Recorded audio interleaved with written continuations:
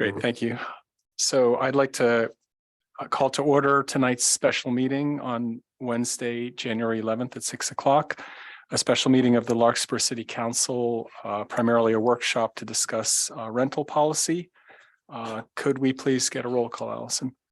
Councilmember Candell, I am here. Councilmember Carroll, Here. Councilmember Hara, Here. Mayor Paulson. Here. Thank you. And Councilmember Way is here shortly. She might have had some issue with the weather. So if we could please do the Pledge of Allegiance, those of you who are able to rise. Pledge allegiance to the flag of the United States of America and to the republic for which it stands, one nation under God, indivisible, liberty and justice for all. Thank you. And the next item on tonight's agenda is public comment. And as always, this is only for matters that are not listed on the agenda tonight. So if anybody here in the chambers would like to make public comment, please go ahead on up to the podium there and just if you could give us your name and where you live, we would appreciate your comments. Okay. We'll come back if you are shy. Allison, anybody online? Looking for any raised hands from our Zoom audience members. Our first comment will come from Lana. Are you ready to hear from me now? Can you hear me? Yes, we can hear you better now. Okay. So I'm a renter and I live in Larkspur. And I noticed that the rent control ordinance seems to be stalled at this point. It doesn't seem to be moving forward. And from what I've read, that seemed to have occurred after, I believe his name is Mike Kibler, the attorney for Prime Residential. Excuse me, ma'am. Can I interrupt for a second? Actually, that item is on the agenda. So if you'd like to participate, tonight's special meeting is a workshop on the rental policy, which I think is what you're commenting on, correct? Sure, yes. Yeah, so that if you just hang tight, we're getting to that. So, and also the public comment is for items not on the agenda. So did you have anything else? No. Okay, great. Thank you. Yeah, we're going to get into that in a few minutes. Anybody else, Allison? Our next commenter is Joan. Okay, welcome, Joan. Hi, I'm speaking now to thank the city, the emergency responders, the public works, the firefighters, the Kentfield firefighters who removed the tree in front of my house that fell on the street. But I mean, all of those people who've been out there in the rain, in the mess, helping to keep us safe. Thank you for that comment. Yeah. I think we're all appreciative of public works as well as the fire and the police department. Any other comments, Allison? There's no further public comment. Great, thank you. So I'll bring it back one more time to the chamber. Anybody here want to bring up anything? Okay, so let's close public comment and move to the next item, which is the approval of the consent calendar. So tonight we only have one item on the consent calendar. Would any member of the audience like to pull that item from the consent vote? Or anybody online? Seeing none, any council member want to remove that item? Okay, I'll entertain a motion to pass the. I move approval of the Great. consent calendar. Thank you. Motion by Councilmember Carroll. Second. Second by Councilmember Candell. And Allison, roll call, please. Councilmember Carroll, Yes. Councilmember Hara, Yes. Vice Mayor Candell, Yes. Mayor Paulson. Yes. So that passes unanimously. And we can move on then to the business item tonight, which is the workshop to review rental regulation, rental assistance, and eviction protections. So with that, City Manager, could we please have a staff report? Certainly, Mr. Mayor, council members, the purpose of this evening's workshop is for the council to discuss and review rent regulation, rental assistance, and eviction protections we've crafted this item in a broad sense so that the council can take this discussion in the direction it needs to advance its considerations of all three of these topics. With that said, you have a written staff report that's purpose is to frame this conversation and to sort of collectively provide what we've reviewed to date, what the two ad hoc committees that you've assigned have learned and been learning.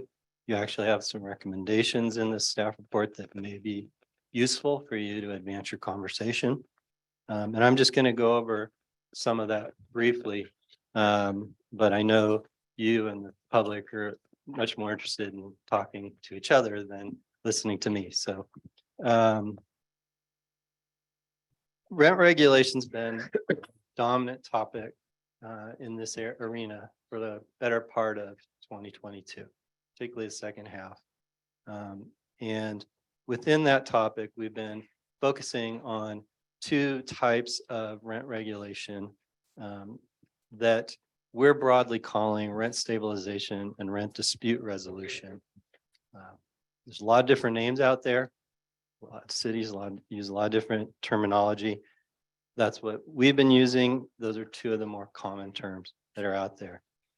Rent stabilization is probably what a lot of folks think of when they hear that term, or they heard the term rent control. And that's the idea that the local jurisdiction is operating as a regulatory body, sets a rent increase cap, and anytime a landlord wants to exceed that cap, they have to file an application for review. So it's a fairly heavy regulatory scheme. And that's been detailed in a number of staff reports, and you have links to that in the back of the staff report you received for this workshop. The rent dispute resolution approach works a little differently. It basically assumes that if the council and the community establish a rent increase cap, that anything under that cap is something that the landlord can raise the rent to that number, with the understanding that a lot of tenants and landlords work out that figure themselves. And you heard during one of your workshops, where one of your forums, from a lot of landlords that said they talk to their tenants all the time and they work these things out, and would like some sort of system that allowed for that. If the rent increase goes above whatever cap you've sent, it requires that the landlord provide a notice explaining what's happened, why they're doing that, and then the tenant has the option to petition to the city for a process of first mediation and potentially arbitration. So those are your two broad difference in approaches to rent regulation that have been the two that we've been looking at. They both work on the premise that there is some rent increase cap set that guides the policy consideration here. So that's category one. I'll come back to that in a little bit. We've also been, particularly in the more recent months, looking at rental assistance programs. That was driven, I think, by two things. One is an interest among some speakers of the council, and also some of the council members, to examine means-based programs that test for eligibility, usually based on ability to pay or income. I also think it was driven in part because at the core of this policy discussion is one particular apartment complex, the Skylark Apartments, and the owner of that complex, Prime Residential, has initiated a rental assistance program for those tenants. And I think there was a desire among the council to examine that particular program in greater detail. And so an ad hoc committee has been working on that. And I think we'll have more to report on that later. The third component that you've heard a number of speakers talk about hasn't gotten as much attention in our discussions because we've been so focused on the rent regulation question, is the concept of eviction protections and whether or not to enhance the protections that are provided in state law. And as we talk about in this written staff report, state law has four causes for eviction that are often labeled default just cause eviction. And in a lot of communities, they choose to enhance or additionally restrict those 4 categories in different ways. And there's a lot of nuances to that. We haven't had a big discussion in that particular area, but you've heard a number of speakers tell you they don't feel that any rent regulation program work effectively without some consideration of these 4 no fault, just cause eviction categories. So it is something the council may want to talk about this evening. You're going to hear from your 2 ad hoc committees this evening. You have an ad hoc committee on rent stabilization. You have an ad hoc committee on rental assistance. Within the written report, you're going to see, and the public can see, that the rent stabilization ad hoc committee has presented a recommendation. I have participated with both of these committees, and so you'll see references to the recommendation of the committee and staff. Staff would be me in that case. The recommendation is to move to the rent dispute resolution model. And that's based on a number of factors that I think the committee will probably talk about. A significant one is ability to administer and cost. And those are discussed in an attached memorandum to the staff report, which I tried to give you some very rough ideas of what I think this all might cost, recognizing until we're actually knee deep in it and finding third-party helpers or hiring folks, I won't know the exact cost, but looked at enough cities that I think I can speak relatively well informed about what these different programs cost to administer and how we might recover some of those monies. At the core of the discussion this evening with respect to rent regulation is probably the rent cap or rent increase ceiling. And the committee is recommending that we have a rent dispute resolution model and that ceiling or cap be set at 7%. And so that would mean that landlords would be able to increase the rent to any amount below 7%, and that would be unregulated by the local jurisdiction. If it was 7% or more, it would trigger regulation by the jurisdiction, and in this case, open up 2 options to the tenant, or 1 option to the tenant, which is to petition for mandatory mediation, and then that mediation, if it failed, would transition into binding arbitration. So that's the core recommendation from the ad hoc committee. I think they'll speak to it more in a little bit. You also have your ad hoc committee on rental assistance. And as I said, there's been a heavy focus in examining the program that's being offered by Prime Residential to Skylark apartment residents, because Skylark apartment has been at the core of a lot of this discussion. And you have some detail about that program as an attachment to the staff report. But additionally, earlier today, Prime Residential sent you some updated information about that program. And I believe you have it on the dais. I know it's attached online. Is it on the dais too, Allison? Okay, so it's online. And if at some point Mr. Mayor wants to take a break and print it, we can do that for you. So as part of the rental assistance ad hoc committee's work, we have been examining whether or not there are other programs that the city might participate in. We think logistically it's quite feasible. The question is, where would those funds come from in a sustainable fashion? And I think the committee and myself, we share a concern that we could do that in a sustainable fashion, because we'd really have to tap the general fund, because we don't have access readily to the types of housing funds that other agencies are able to tap, such as the county. So that's still an area that's ongoing in terms of research. And then lastly, as I mentioned, in the eviction protections category, you've had some general conversation about it. We've set up the staff report because I think you might want to talk about it. I think you're going to hear about it from some of the speakers this evening. I have a strong recommendation.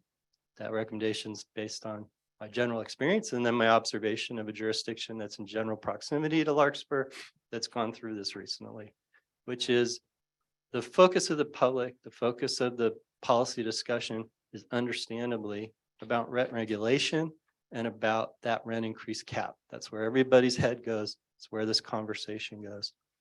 And eviction protection is its own nuanced discussion that warrants a more thorough examination and a proper outreach program so that both tenants and landlords know what's exactly being proposed and considered. And so I think before you ever take any action on eviction protections, we need to have some sort of forum that's specifically devoted just to that topic.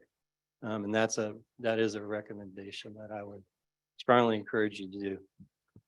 Underscoring or underlining all of this is a reminder that rent regulation and eviction protections do exist in Larkspur today because of the Tenant Protection Act. And so you can enhance one or both and know that the other leg of the table, if you want, is standing because there is some state law behind it. Lastly, I just want to remind the council and the public, we're still at a pretty high level. Some of the public comment that you've received recently, including some written comment this evening, is taking you to the next level, the next stage of discussion, which is after you've made a decision, if you want to have an ordinance, we have to get into some nuanced aspects of that ordinance. But as I've said in each of these meetings, once you make some of the core decisions that are sort of framed in this written report today, do you want to have an ordinance in front of you? Do you want to have a public hearing? And what's the general makeup? Your staff and the city attorney's office will put together an ordinance based on what we've collected as the best practice for a legally defensible schematic within that ordinance. But we need direction on these core points.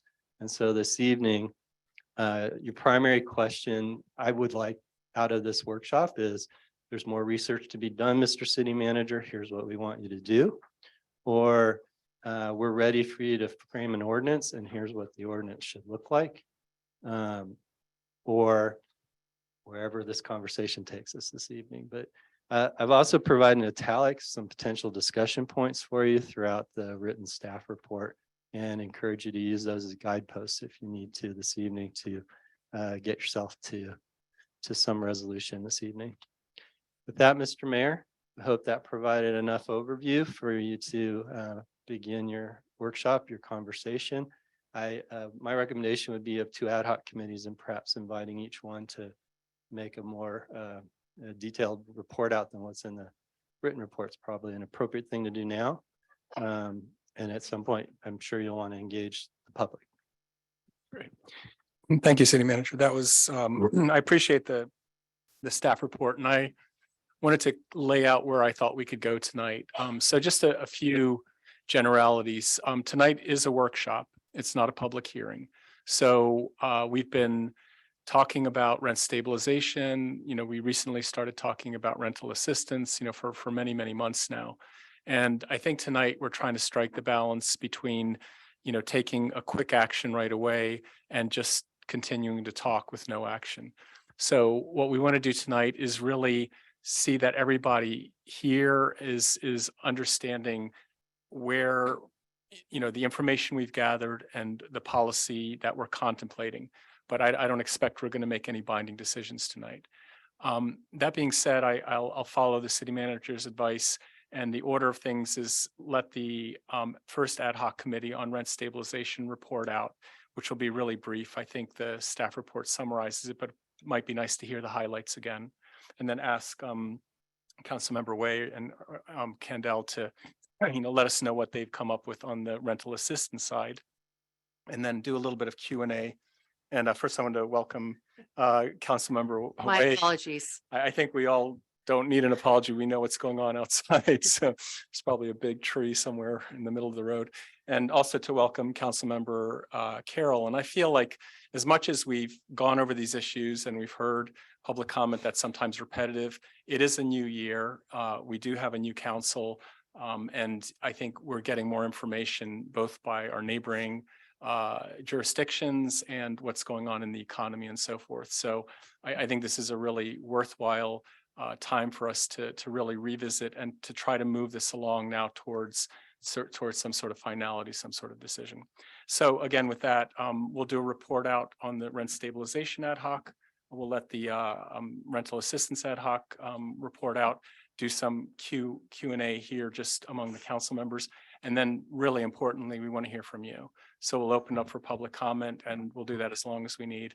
I have a confession to make. I generally am not strict on time. I feel like people should talk, but tonight I do want to be a little bit firmer. We have heard a lot of these comments, and please try to, make sure that you're adding new information. If it's something that you want for emphasis, just stay within the time limit. And that's because we know this might be a long meeting. We really want to hear from everybody, and we want to have enough time to move on to some kind of decision.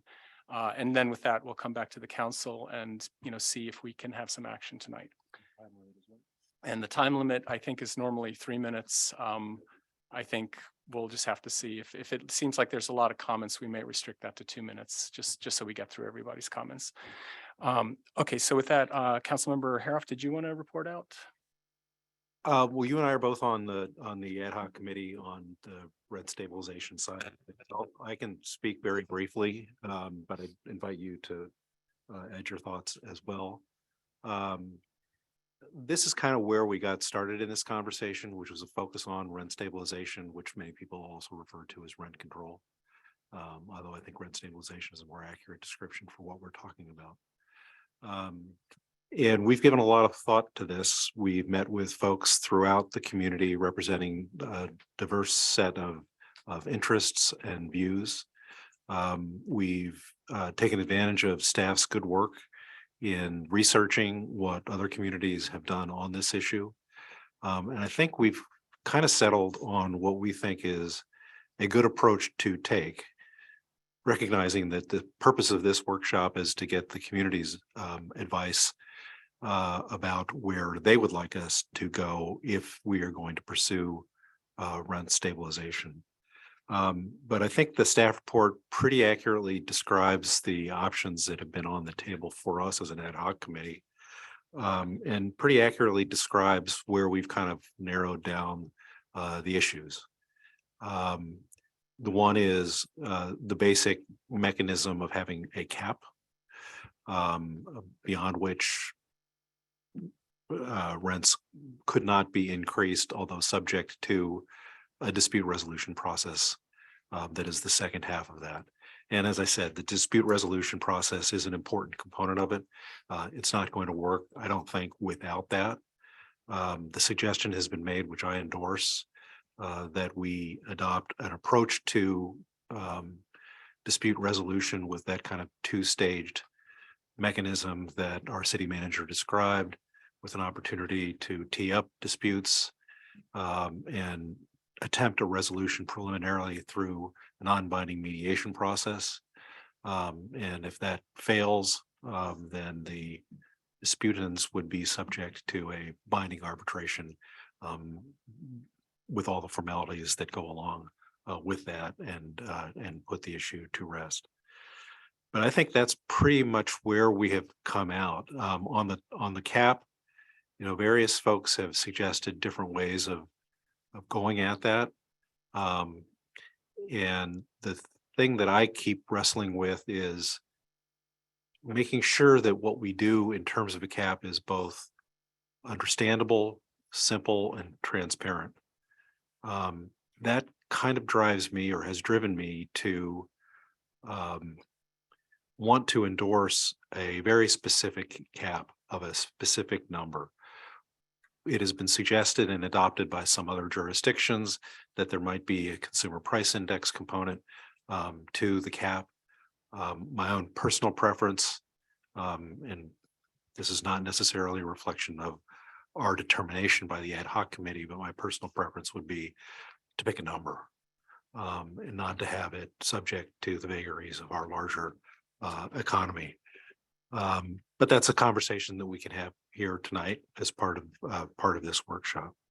So again, I think that's kind of where we're coming down. We want as an ad hoc committee to lay out on the table an approach that could result in rent stabilization with an enforcement and administrative mechanism that provides flexibility to the parties that may be involved in a particular issue.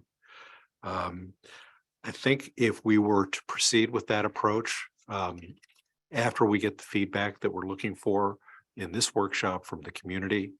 I think what we would like to do, as our city manager has suggested, was to move to the next step, which is to draft a potential ordinance that could be adopted by the city to accomplish those things, based upon examples that we've seen from other communities that we think might be workable and suitable for our particular community. And then set up a public hearing, make that available to the public, something that the public can see, understand, and then participate in a discussion in the context of a public hearing to see whether we want to adopt what is being proposed as an ordinance, whether there are changes that would be required to the ordinance, proposed ordinance that is initially put out there, or whether it's just not something we want to do. But we're looking for guidance from the public tonight in this workshop about, number one, whether that's overall the approach that we should be taking, and number two, on some of the details with respect to, for example, the cap and any alternative approaches to enforcement and dispute resolution. But our conversations have been constructive and productive, but we are in the new year. And I think we are anxious, just because we've told the community that we want to move forward, that it's time to now start putting pencil to paper and giving something concrete to the public to look at, to respond to, and either support or reject. And I think we're getting close to being at that point. So I'll stop at that with that and turn it back to my colleague, Mr. Paulson. Thank you. And I'll be very brief, just add a few things.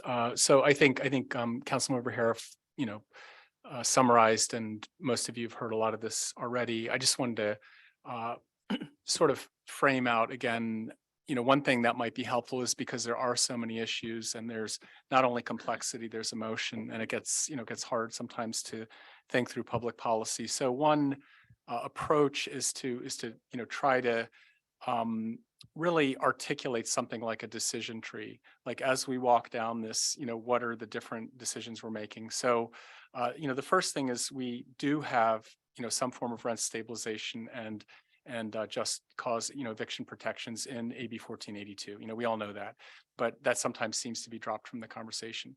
Then kind of moving on, the question of putting rental assistance and rental ad hoc, rent stabilization together is we're not clear what kind of a fork in the road that is. Is it both and or either or? So that's something we can understand a little better tonight. If we do move down the rent stabilization path, where we do move away from 1482 is that we would have to have a rental registry. So in Larkspur, we have somewhere between 2,000 and 2,500 controllable units that would have to be registered.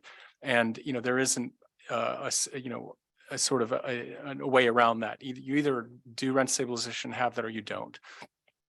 And part of our effort in the ad hoc committee was to break a catch-22, which is, we are thinking that we'd like to bring to you an ordinance, and the city manager saying, we don't know what ordinance or what research to even start with until you give us parameters. So we came back with the parameters that Councilmember Harif mentioned. And basically, the one key parameter on our decision tree here is, what's the cap? Is it something like what Fairfax did, 5%, 2/3 CPI, whichever is less? Is it AB 1482? There may be 5 or 10 other jurisdictions we could look at, but that's sort of one major starting point. The other one is of course the enforcement. There are different ways of doing that, and again here I'd like to emphasize that there's a range, and we're kind of walking down the next node of this tree. Would we do it by by mediation, arbitration? Would we have rent, an office of rent control like Berkeley does? Again, there's that issue. Then there's also cost recovery. Who pays for what? So that does have some effect on whether this policy is sustainable, how it works, and so forth. And then, one sort of, further one down the road is, do we have a sunset clause? So 1482 will expire 10 years after it was written, which is in 2029. And our ad hoc proposal was to also have a sunset here. You know, we don't have a lot of information. That's part of what's making this discussion go on, is we don't have a lot of data.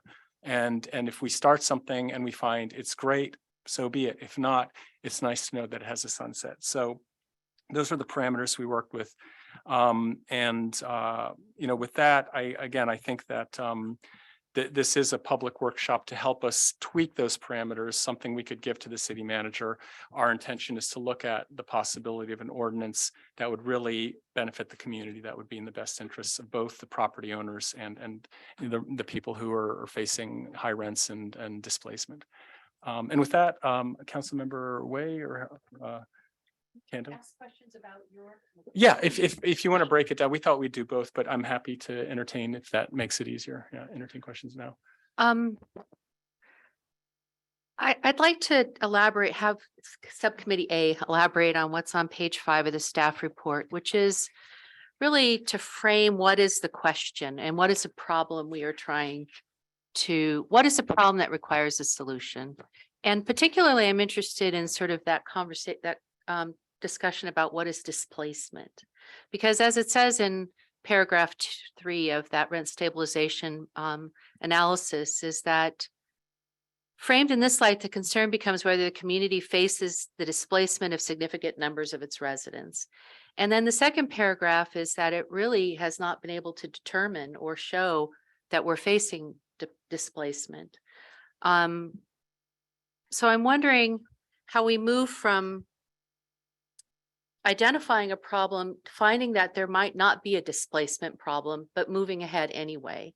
And the displacement problem is articulated here potentially that mostly it's been identified with potential Skylark residents. But you say here in a further line that there hasn't been any further determination that other tenants are facing displacement.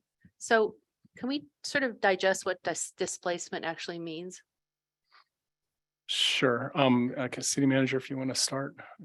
So in this context, displacement is a concept that because of whatever circumstances, and specifically in this case, it'd be affordability. Individuals who are currently residents of the community can no longer afford to be in the community, and so they need to leave.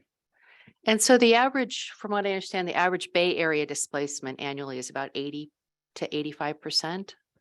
So we regularly lose tenants in general. Do we know what our displacement is? I'm just trying to. Do you mean that retention's 85%? Yeah, retention being, I mean. Yeah, not- turnover of yeah, 15%. Retention being 85%. So in talking, again, this is, I didn't go verify last data, I accepted on Yeah, good faith what I was hearing. Larkspur has enjoyed a very stable population. Renters tend to leave of their own accord for the most part. And so a lot of the landlords were reporting to me 90+% renewal rates this past year. Mhm. But I didn't go specifically Yeah. verify any of that. So a little loud. I think they Okay. just need a little louder.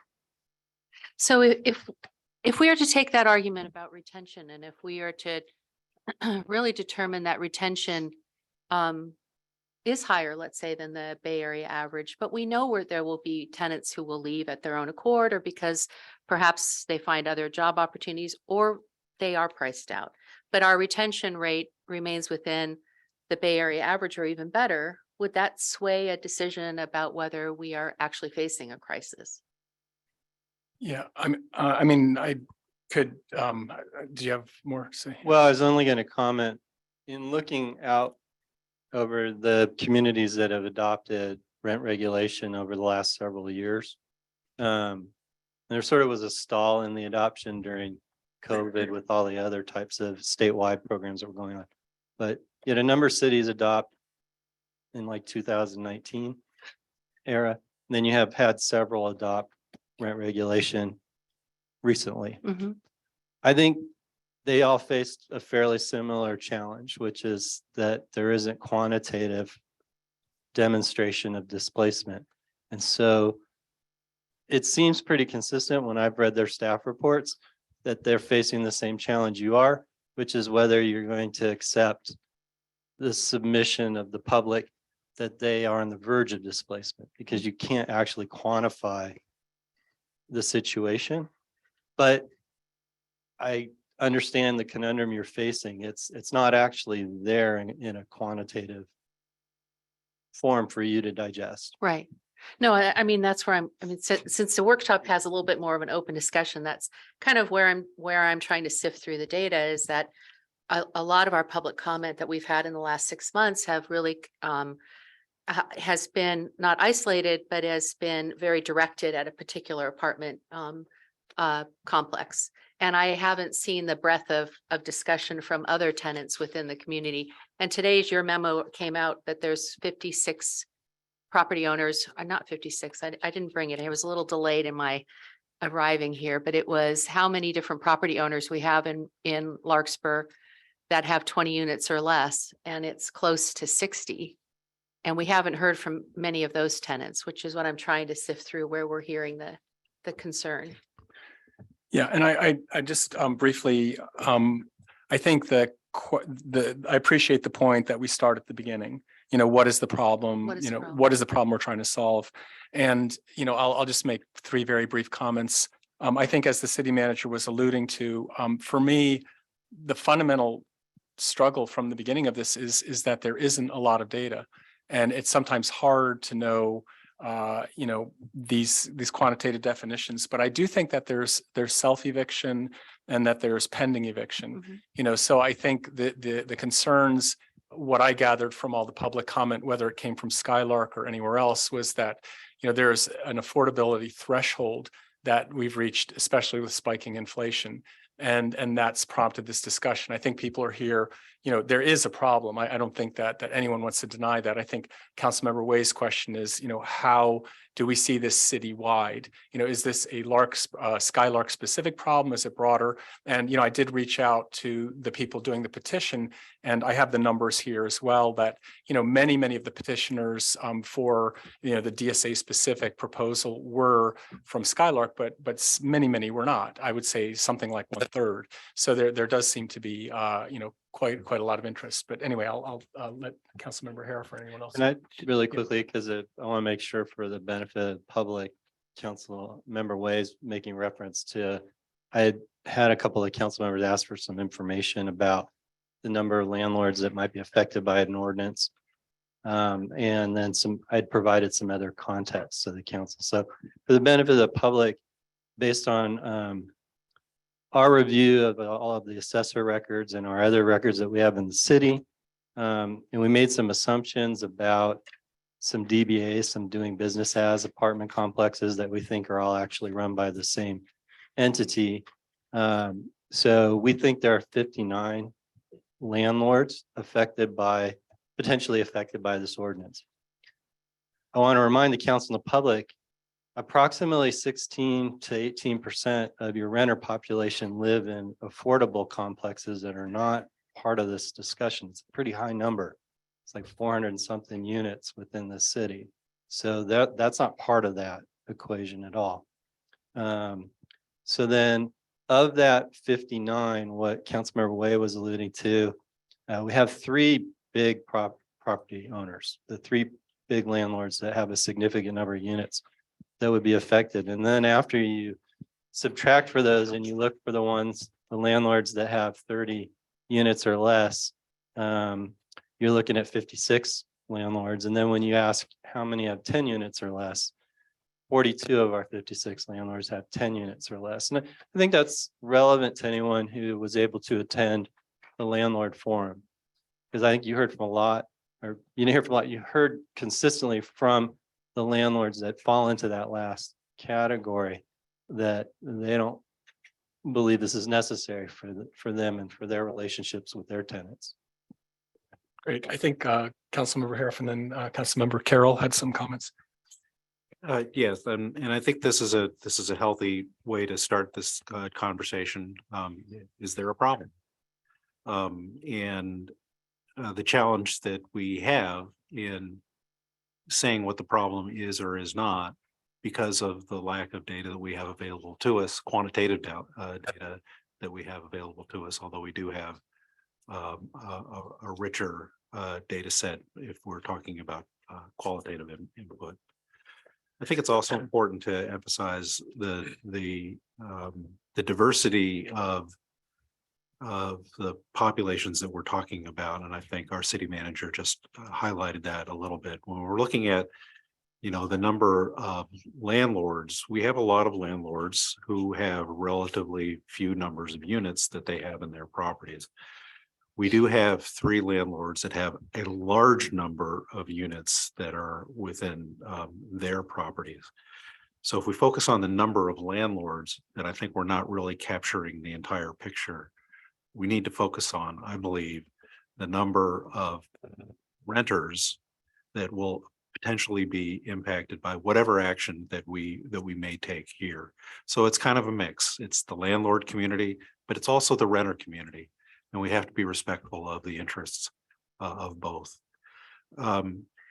One additional point I just would like to make on the data issue.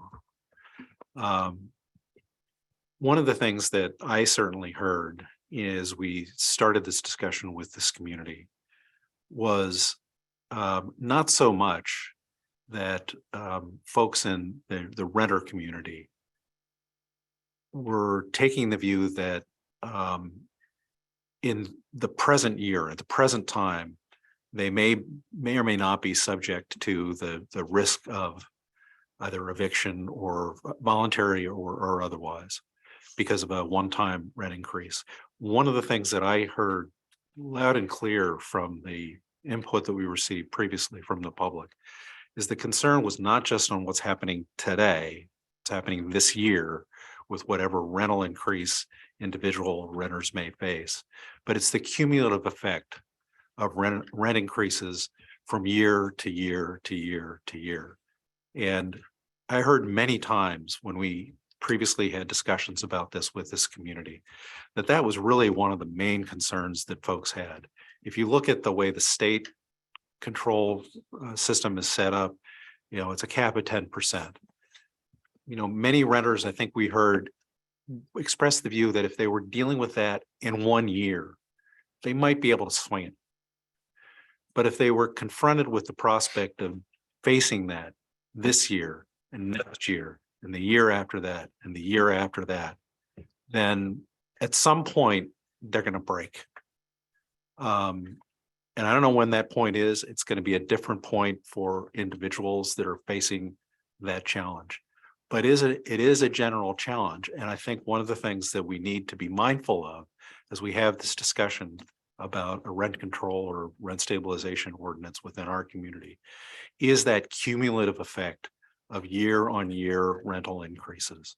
And to make sure that we have a system that can respond to the impacts of that down the line as opposed to right now. So that's why it troubles me a little bit to focus on, well, what's the data that we have right now about who's leaving and how many people are leaving right now? I'm not so concerned about that because I've heard from people that I think maybe that can be handled. I worry more about the upcoming years and what this community will look like if we lose a significant part of our renter population as a result of that phenomenon. Thank you.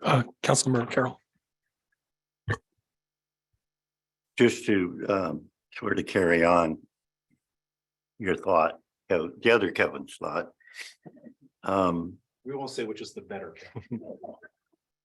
I'll concede. don't need to. I'll leave the ego behind. It is that cumulative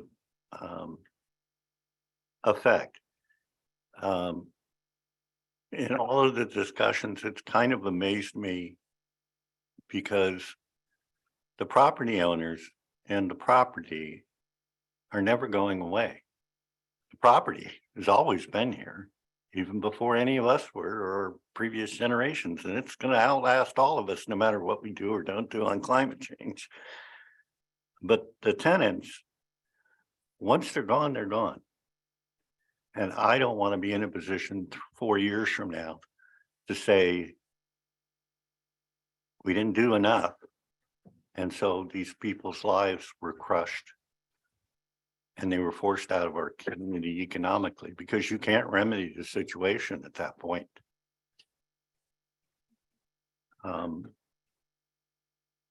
So my obvious thing is that I err on the side of the tenants. As to whether that there is a problem, that's why I'm here. That's why you've had to listen to me in 3-minute segments for the last 3 years. We had the first landlord who raised their rent to the maximum of 10% when there was no reason for it. There was no emergency fix of a sewer system. There was no, she doesn't have, in our case, we pay for all of our own maintenance on our units. There was no issue that required a 10% increase on our rent. And that's why, for those of you who may not know, I'm a mobile home owner. So this discussion we're having tonight does not benefit me in any way. I want to make that real clear because a couple people have approached me and with that issue, and this does not benefit mobile home park owners in any way. Okay, hopefully down the road, but it'll be up to my colleagues to decide whether it does, because I'll be probably excluded from the vote if it affects my property. So I want people to understand where I'm coming from on that particular part of the issue. So I think when getting to Catherine's point about the displacement, I understand the conversation, but I think we've amply demonstrated there is an issue in our community. And the issue is, what do we want this community to look like in a few years? And who's going to be forced out? In looking at the ownership, we're talking 3 owners of 30 plus properties. We're talking 14 owners of 10 to 30 units and 42 owners of 10 or less. We're not including ADUs in that as of now that I know of, and that's another discussion. We're not talking about people who rent out their houses, whether they're owner occupied or not owner occupied. I think that's another point of discussion down the road. But we're talking these 50 plus landlords versus, depending on the numbers you read in this report, anywhere from 1,800 to 2,400 tenants, units, families, single moms, retired people, widows, widowers, and their lives, which are transient. The property is always going to be there. There are ways to solve problems with those long-term solutions. But for the tenants, I meant to look up the number and I apologize, I didn't. But the average family, particularly one that is already stressed financially because of these rent increases, they may have 30, 60 days wiggle room to absorb a rent increase before they have to move. And I think that should be a real big consideration in our discussions. Thank you. Any other, let me just make a comment. If we can hold the applause to a minimum, I know we have strong feelings and I really appreciate Councilmember Carroll's being here and speaking, but you know, we do want to maintain decorum, and I think it really leads to better decisions if we just, you know, stick to the facts. So any other Councilmember Kendall? Okay, so let me tell you my thoughts on this. So the question was asked, are we facing a crisis? And I think the answer is clearly yes, right? We started this conversation, you know, we hadn't talked about this, you know, it hadn't been an issue until there was a change of ownership at Skylark. And all of a sudden we were flooded, you know, from people who live at Skylark saying, there's a problem, we need your help, right? Rents are being increased. We may be able to absorb this rental increase. We can't absorb future ones. You know, we need your help. So that was the crisis that I when we started this conversation that I wanted to fix. You know, though that was my mission. So we looked into rental control, or a way to go across the entire community. And the question came up, is that the best fix? To have a broad brush that covers everything, or do we need something a little bit more like a scalpel to try to really help people who need to be helped, but not, I mean, I think on some level, we all recognize that rent stabilization has pros and cons. You know, it helps tenants, but it hurts property owners. It may hurt the amount of available units, you know, if, you know, it's taken to an extreme. So what is the right thing to do to help the people we want to help, and help the community at large? So that was why we formed a second committee to look into that, you know, and say, okay, one committee is going to look into a broad-based rental control. Then we're going to have a second committee that's going to say, hey, maybe we can use a scalpel approach and really help address the problem that came into us in the beginning and asked for our help. So we've been working with the ownership of Prime, the people who took over Skylark. And we've been very transparent with them and said, listen, you know, we think what you did here was wrong. You know, you came in here a little bit like a bull in a china shop, and you raised rents, and you really, you know, hurt people in our community, you know, and we need to address that one way or another. So we have been working with them for about the particular residents of Skylark, and have come up with something which is an alternative to rent control. And I would love to hear everybody's perspective on it, because I don't have in my mind a way that I think is right or wrong, but I do have some options that I think would help. So what happened with this proposal is that there would basically be two tiers. There would be people who qualified for the first tier, who would be allowed to have rental assistance and rental stability, meaning that their rent could not go up more than, I believe it was 5%, and they would get the rental assistance.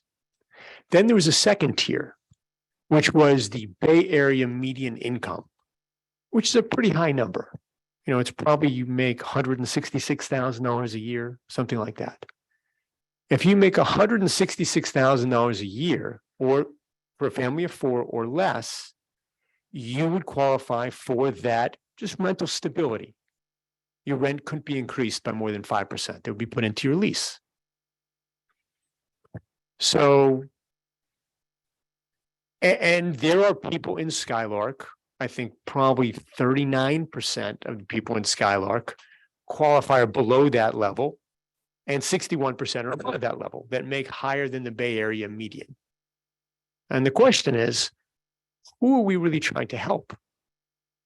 You know, if we're really trying to help the people that need the help, that are below that median, maybe that's the answer. Maybe the answer is to say, okay, those people are going to get the help. They're going to get the stability. If they need it, they're going to get the supplemental assistance.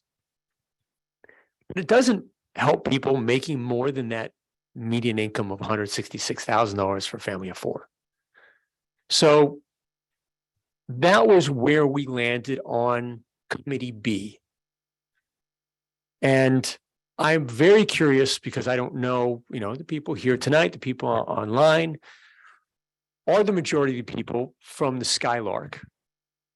And is this going to help them? Because for the people who are under that 166 number, it's actually going to help them more than the rental proposal, the rental stability that's proposed by, you know, the A group, the other subcommittee. You know, it will help them more. It won't help the people above that line, and it won't help people in other communities. But my take on this is most of the people that we've heard from are from the Skylark community. There are other big property owners, and I think they have not really taken advantage. They haven't raised more than, 4 to 5% a year. I haven't heard a lot of tenants say that outside of Skylark that said my rent was raised 10%. And if I'm wrong, I would love to hear it. I just haven't heard that. So if the facts I'm hearing are correct, that the problem really has to do with the new ownership of Skylark and what happened with the tenants of Skylark, and if this is a situation that would actually help those people more, I want us to consider this as a possibility, as an alternative to, to the broad-based rent control. And I'm going to, Councilmember Way and I are on the subcommittee, so I just wanted to flow into that, from our prior discussion. Councilmember Way, please add or correct anything that I said wrong. No, you did. You did.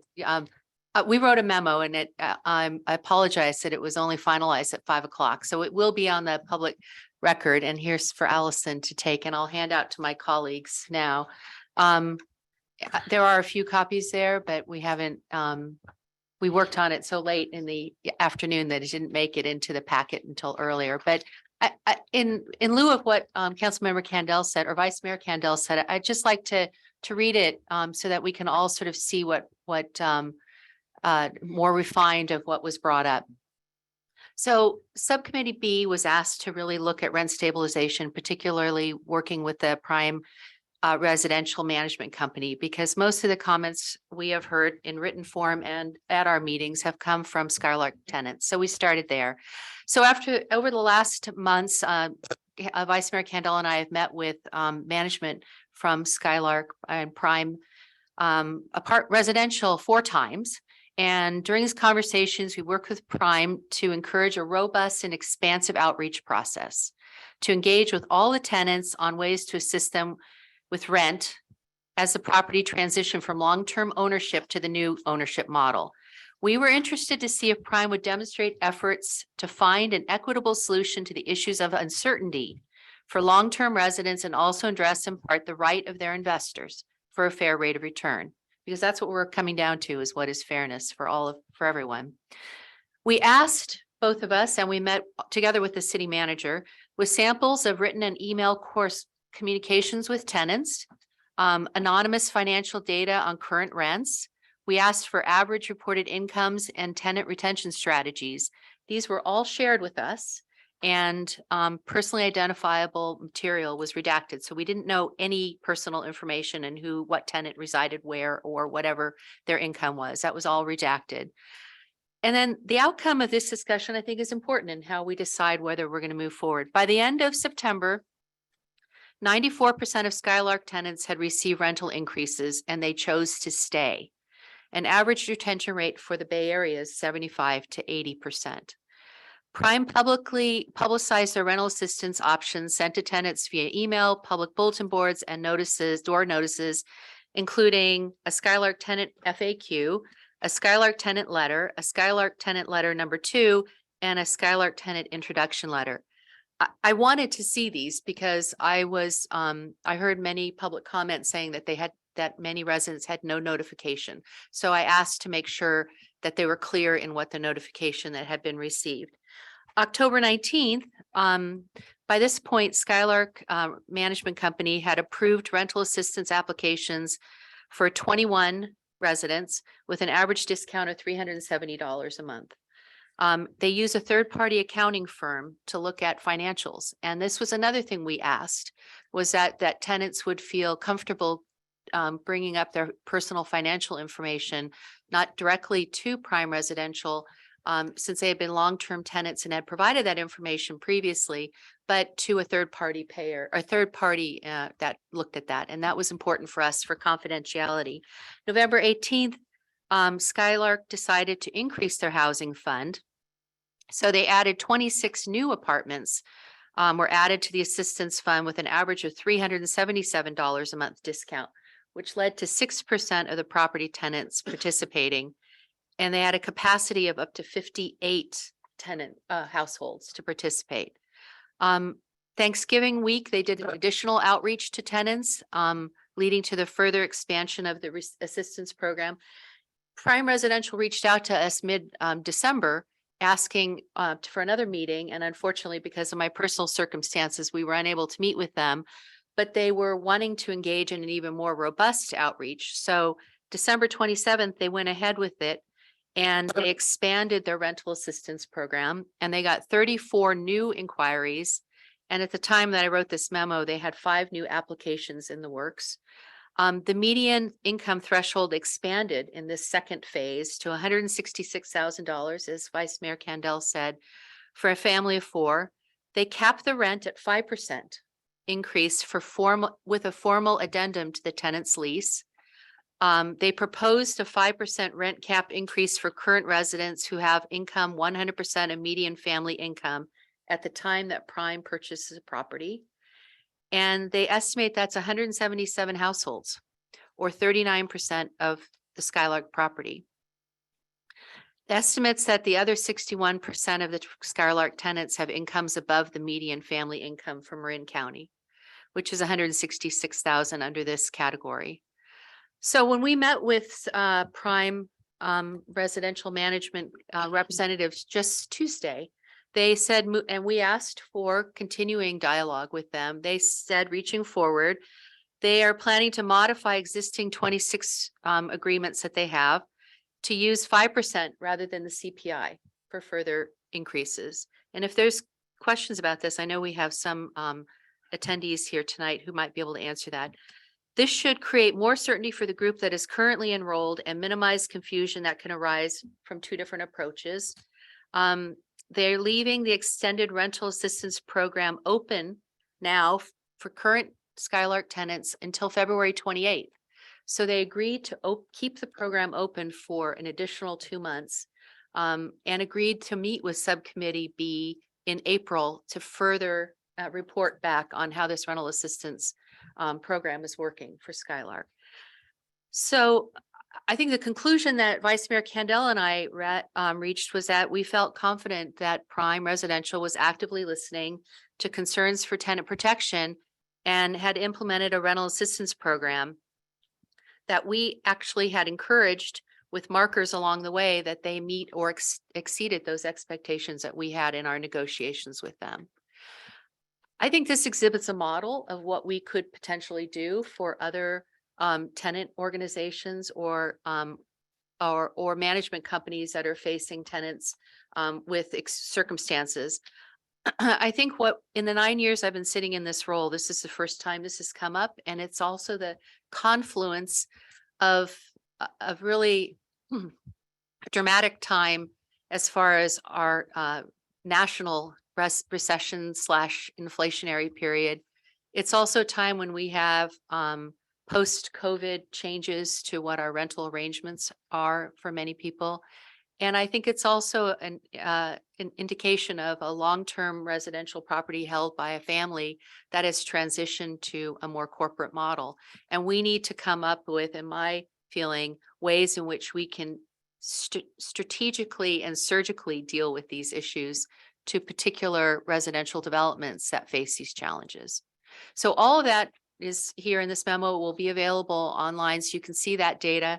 I was pleased to see that Prime took us seriously, and they are working with their ownership to try to expand this program to include a significant amount more tenants at Skylark than had been previously provided this opportunity.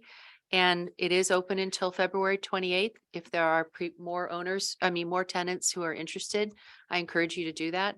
But that's where we stand with Subcommittee B.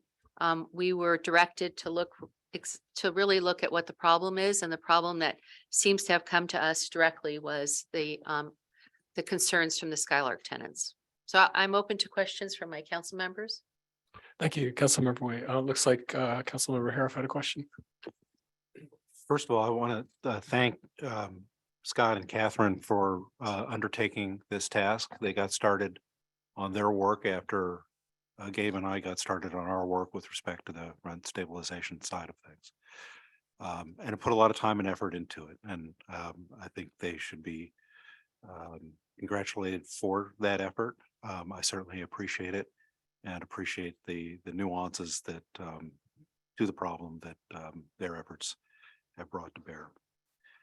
I guess the question that I have is the essentially what the ad hoc committee is recommending is an approach that relies upon landlords to essentially subsidize renters where there is a problem with the ability of those renters to pay the price that the landlord has set on a voluntary basis.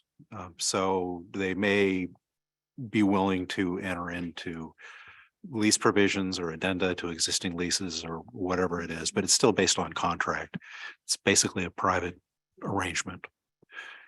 And like all private arrangements, it can change. And I guess my concern and worry is not so much taking or questioning at all the good faith of the folks who are running Skylark or any of the other large properties within our community, because I believe they are all acting in good faith. Don't question that in the slightest.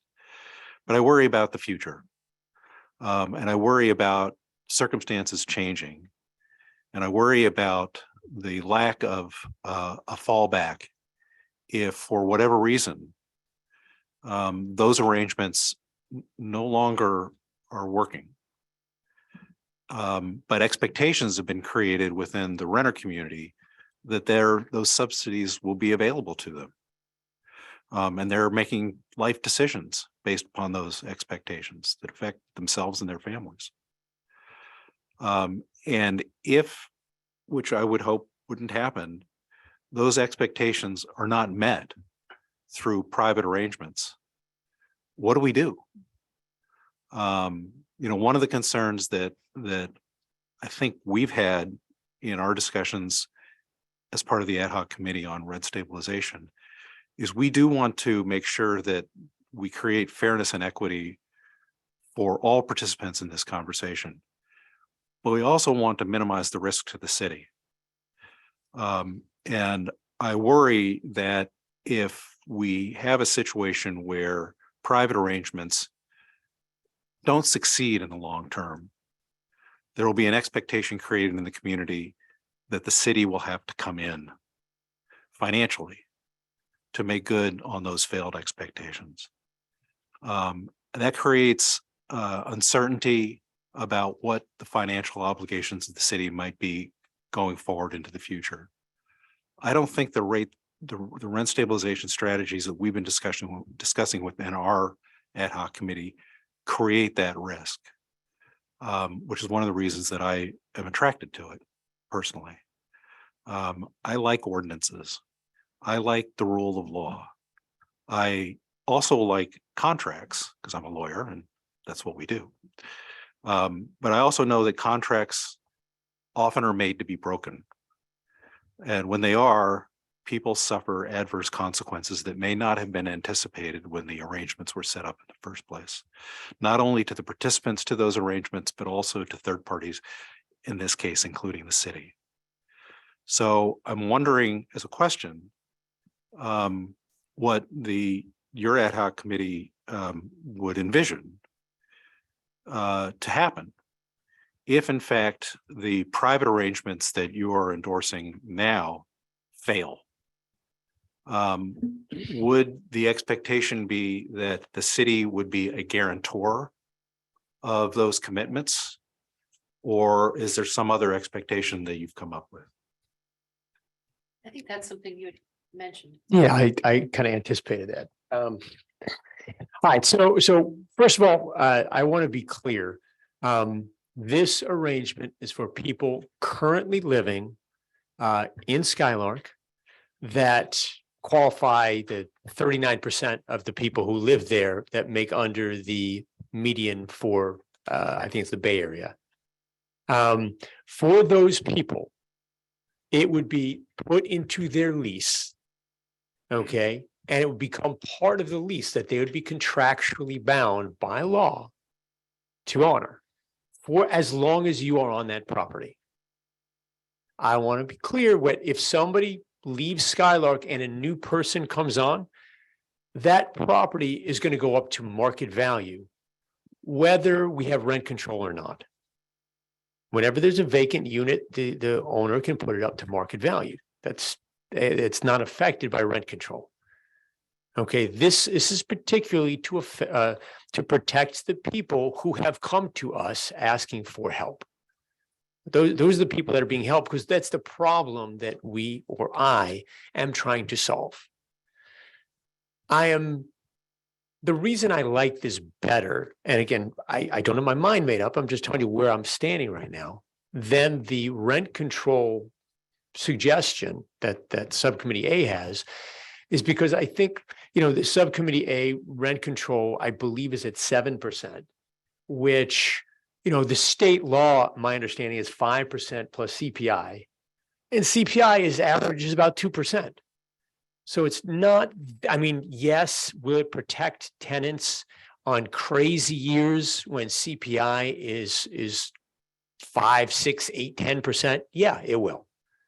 But on the average year, I don't see it as being that effective. And I just see it as a lot of, I don't want to say red tape or paperwork, but a lot of regulation for very little bang for your buck.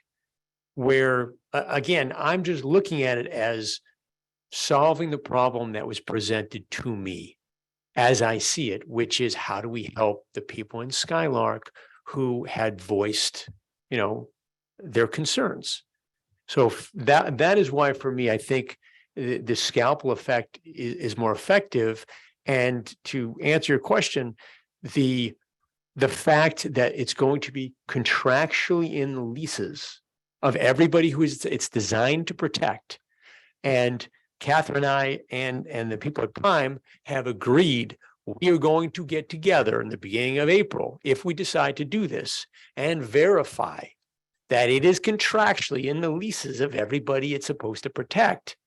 Then the problem for those people is solved for as long as they are at Skylark. Okay, does that solve every problem in the world? No. Does it solve, are there people outside of Skylark that may have issues? Yeah, there are other issues that we're not addressing. But again, in my opinion, those are the people that came to us and asked for help. And if there's other people and they need our help, I'm happy to consider another alternative or something that helps different people. And if there's another scalpel way we can help other people, great. If we have to go with a broad-based approach, so be it. I just didn't see that in the months that we've been talking. This just seems to really be the urgent issue that we're trying to resolve. So, Kevin, I hope that answers your question. It does to a degree. But I was looking for a little more specificity. And again, we're talking a little bit in terms of hypothetical about what may happen to a certain population of the rental community at some point in the future. And we can speculate about whether those circumstances may or may not arise. My question was, if the contractual arrangements that you're endorsing fail, but the expectations have been created that subsidies will be provided to the renters who've entered into those contractual arrangements, is it your view that the city would step in as a backstop and guarantee those arrangements? No. So what's happening in my view of how this would work is it would be put into the lease agreements, and it would become a term of the lease agreement, just like any other term in the lease agreement. Right? Whether it's, you have to fix an appliance or whatever is in the lease, it is one more term that's in the lease that the landlord is bound to. And it would be, if they violate that term in the lease, it would be resolved just like if they violated any other term in the lease. You would have cause to go to court and enforce it. It would be just as legally binding as anything else that's between a landlord and tenant, and it would be part of that contract. And I'm of the opinion that when somebody has a lease, it's binding. Both parties have to stick to it. If one party doesn't stick to it, there are consequences, whether it's that provision or any other provision. And I feel comfortable as long as, as we discussed, that Catherine and I can speak to Prime when this is done and verify, yes, they've done everything they said they've done. It's now, protected by contract law. And I feel comfortable with that. Maybe just a question to the city manager and the city attorney is, would that hypothetically, would the city be subject to the responsibility of a reneging on a contract that we had no participation in? If, let's say, a tenant from this arrangement, lease is broken, and now are we responsible for that extra $377 a month if we had no investment in that lease arrangement? I'm under the understanding that this is entirely a private arrangement That's what I that the two council members have been facilitating and encouraging. So the city is not creating a legal responsibility in any way. And well, I have you. Can you also, we were discussing it and it didn't really get into this conversation yet of encouraging a mediation, a mandatory mediation situation also, that could be a potential way to dispute resolution should this arise that Councilmember Hoff has brought up. Do you see that as possibility to encourage also? Yeah, I think we have resources available to us to provide mandatory mediation as a tool, regardless of whether rent regulations in place, and that might be something the council would want to consider as a role the city could play if there is a breakdown in this private arrangement between the tenant and the landlord. Thank you. Councilmember Carroll. Well, my first question is, how long are the leases? Well, I mean, I can't speak exactly to it, but I believe they have year leases. I mean, we can ask when we have public comment, and I know there's some members of the Prime Management Company here. But they indicated in their program that it will continue to apply to existing tenants who are signed up for the program during the course of their term of living at Skylark. I understand that, but I really, this is a very specific question. Is it 1-year leases, 5-year leases, 10-year leases? I don't know. Can we get an answer to that question? I guess each tenant would be able to tell us what their leases are. I mean, I would assume they're year-to-year leases because people are coming up and saying, hey, they've raised my rent and the year is up. So I assume that's what's going on. I would like to, that raises a point which was may have been overlooked, which is, do we need some type of eviction protections for somebody in this type of situation? Because we can say, okay, you can't raise the rent. And then they say, okay, well, we're going to evict you because we want to, or we don't want to renew your lease, and then raise it to market price. So I think maybe this is something that we can talk to management of Prime. I think this would have to be part of the agreement. It seems pretty useless to agree to not raise the, rents if they can just not renew your lease. So I would, and I know this wasn't discussed and it's something that we would have to talk about, but I think that's an excellent point and would have to also be written into these specific leases if this is going to be a viable program. So I appreciate your pointing that out. Yeah, and the reason for the question is simple. I mean, because like in our situation at the mobile home park, we used to have the option of 5-year leases, which we don't know if that's going to continue or not now. So that's the reason for the question, because most apartment leases are 1-year leases. And the bottom line is the company would not be, and I'm not pointing out Skylark, but no party to a 1-year lease is obligated to renew under those terms at the end of 1 year. They have the absolute right to walk away from it. 2, if they sell the property before the term of the lease is up, the new owner probably would be obligated to continue the program. I don't know. That's a legal question that I can't answer, but assuming best case, the new owner would do it. Then what happens to all those tenants at the end of that year? They, do we have to start all over again? The other issue being, we have 58 other properties in the city. This is not going to apply to any of them. I was not elected to represent the Skylark, just the Skylark tenants. We're here to represent all of the citizens of Larkspur, all the landlords and property owners, and all the renters.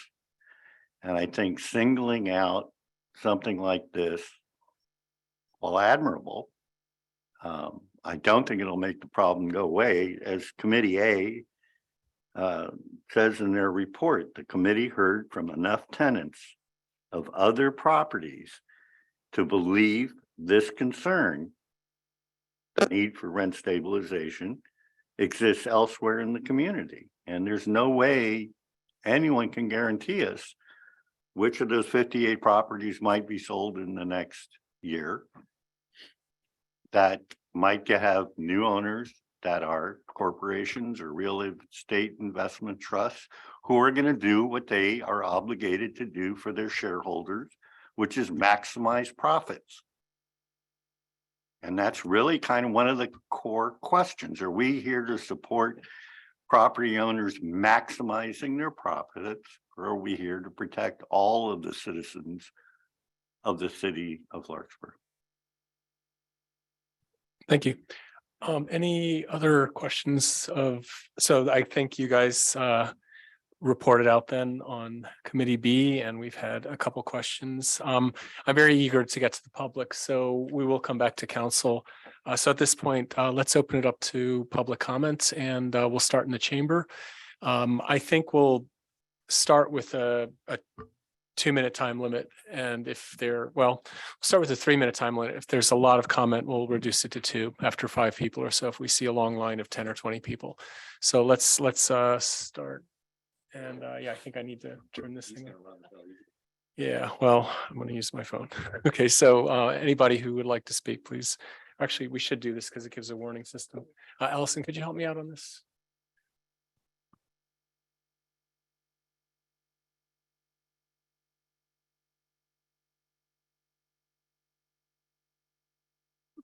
I think we.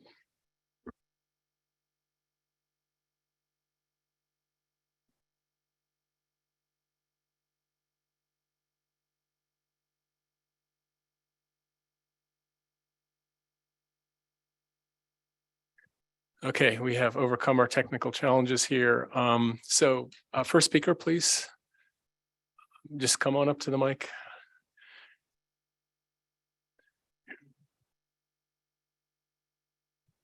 Good evening, Mayor Paulson, Council Member Dennis Gilardi, 250 Hawthorne. I'm one of the 56. My wife and I have a collection of real estate in Larkspur that we've had for 40 years. And I'm glad that the council and the committees have recognized that this was a one-off problem that is being presented to our community. I feel for the issue, but Joe Pell and I, along with others, have built real estate, collected it, and managed it ourselves. We know the tenants, and we are respectful of the tenants because they're the ones that pay the rent. I can say over the last years that I've been involved with this is that there's been no evictions. No, the only tenant turnover I've experienced have been at the tenant's discretion. They have made their own decisions.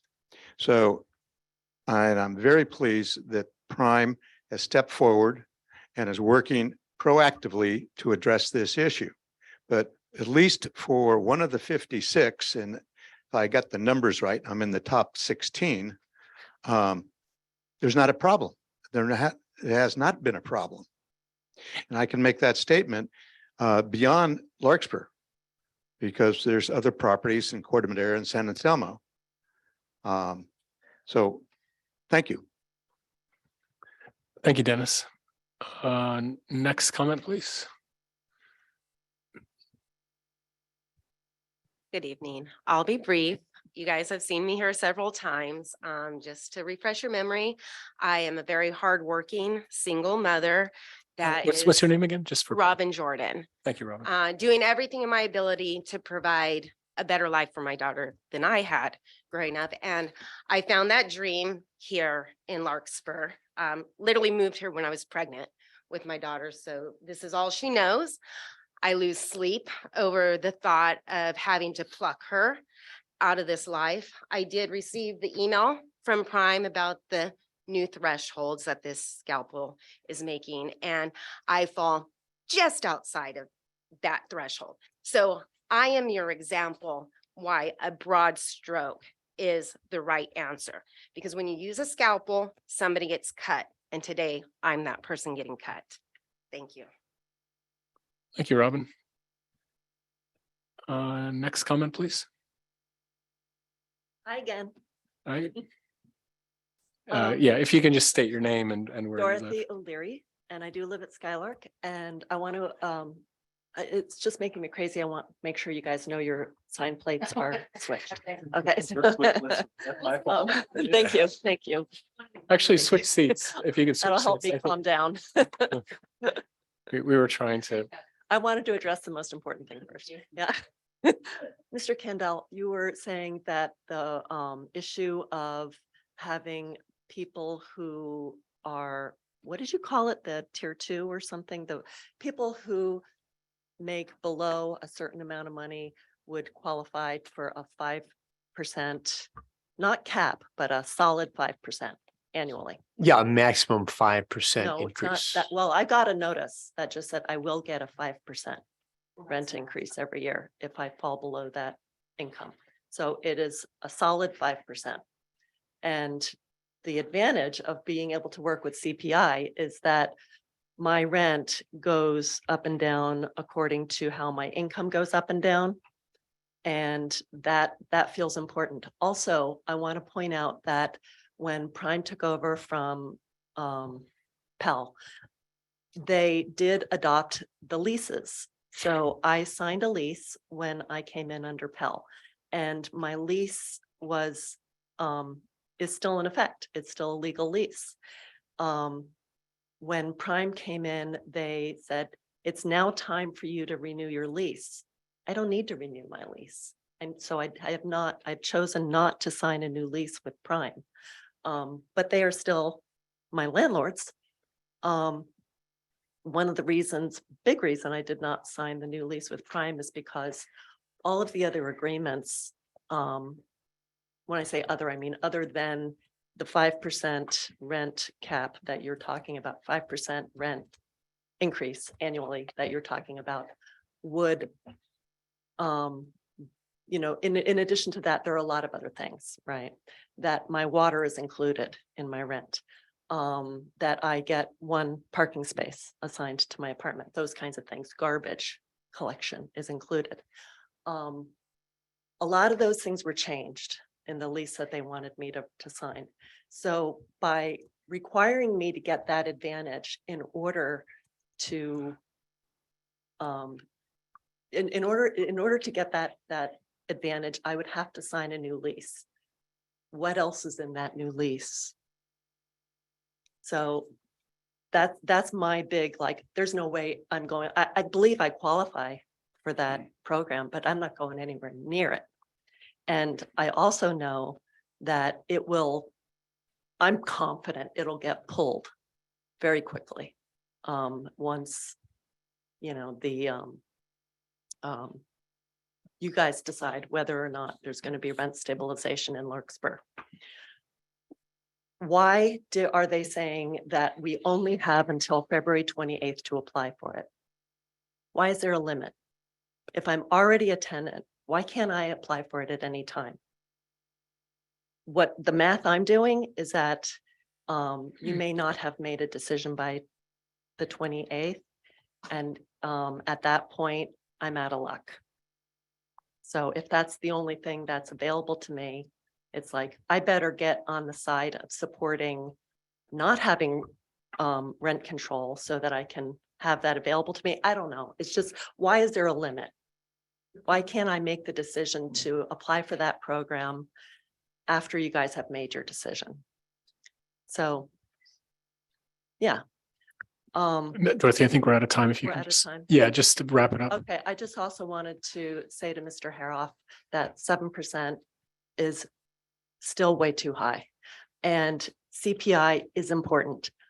My rent needs to go up and down, just like my income goes up and down, right? Landlords should be subject to what the economy is doing, just like I am. Okay, thanks. Thank you, Dorothy. Okay, next speaker, please. Hi there, longtime listener, first time speaker. My name's Sarah Bermudez. Larkspur is a charming, diverse, and affordable slice of the paradise we call Marin County. A large part of the desirability and successes can be attributed to the wide variety of affordable rental options. This is a place where people want to live, raise their families, and retire. The more out of reach home ownership becomes the more young professionals and retirees are limited to renting, the more important it becomes for the city to ensure its tenants are adequately protected from unsustainable rent increases. A tenant dispute model with a 7% cap does not do that. It does not address that the city or the needs of the city renting constituents and would be the weakest ordinance of the entire state. We need a rent stabilization ordinance where the cap cannot exceed without due cause, not one where the cap can simply be disregarded. The 5% and 50% CPI model, which has been the cornerstone of our campaign, has been a major success in cities around the Bay Area and in California. There's nothing to suggest that this cannot be successful in Larkspur. I'm a millennial. For people to remember, millennials are 30 years old now, okay? I was born and raised in the Bay Area. I'm a Bay Area native, born in San Francisco, and I have been priced out of my own hometown. I've lived here in Larkspur for 7 years now, and I've grown roots here, and I want to stay here. My husband and I are dinks, dual income, no kids. I work in tech. I should be making that money, but we still can't afford a house. And the only roadblock for us raising a family here in Larkspur, help with the economy, having families here, is it's unstable and ever increasing cost of living, and it's only going to get worse. If rent goes up and up every year, we're out of here. So please pass a rent stabilization ordinance that is strong enough to protect your local renters. Thank you. Thank you, Sarah. Yeah. Good evening. My name is Brian Jaffe. I'm a Larkspur resident, a homeowner, a former renter, and also a former landlord. And I'm speaking tonight in favor of renter protections. And I have two specific points that I'd like to make. The first is how things have changed since many people in this room probably purchased their homes in Larkspur. According to Zillow, the typical home value in Larkspur today is $2.2 million.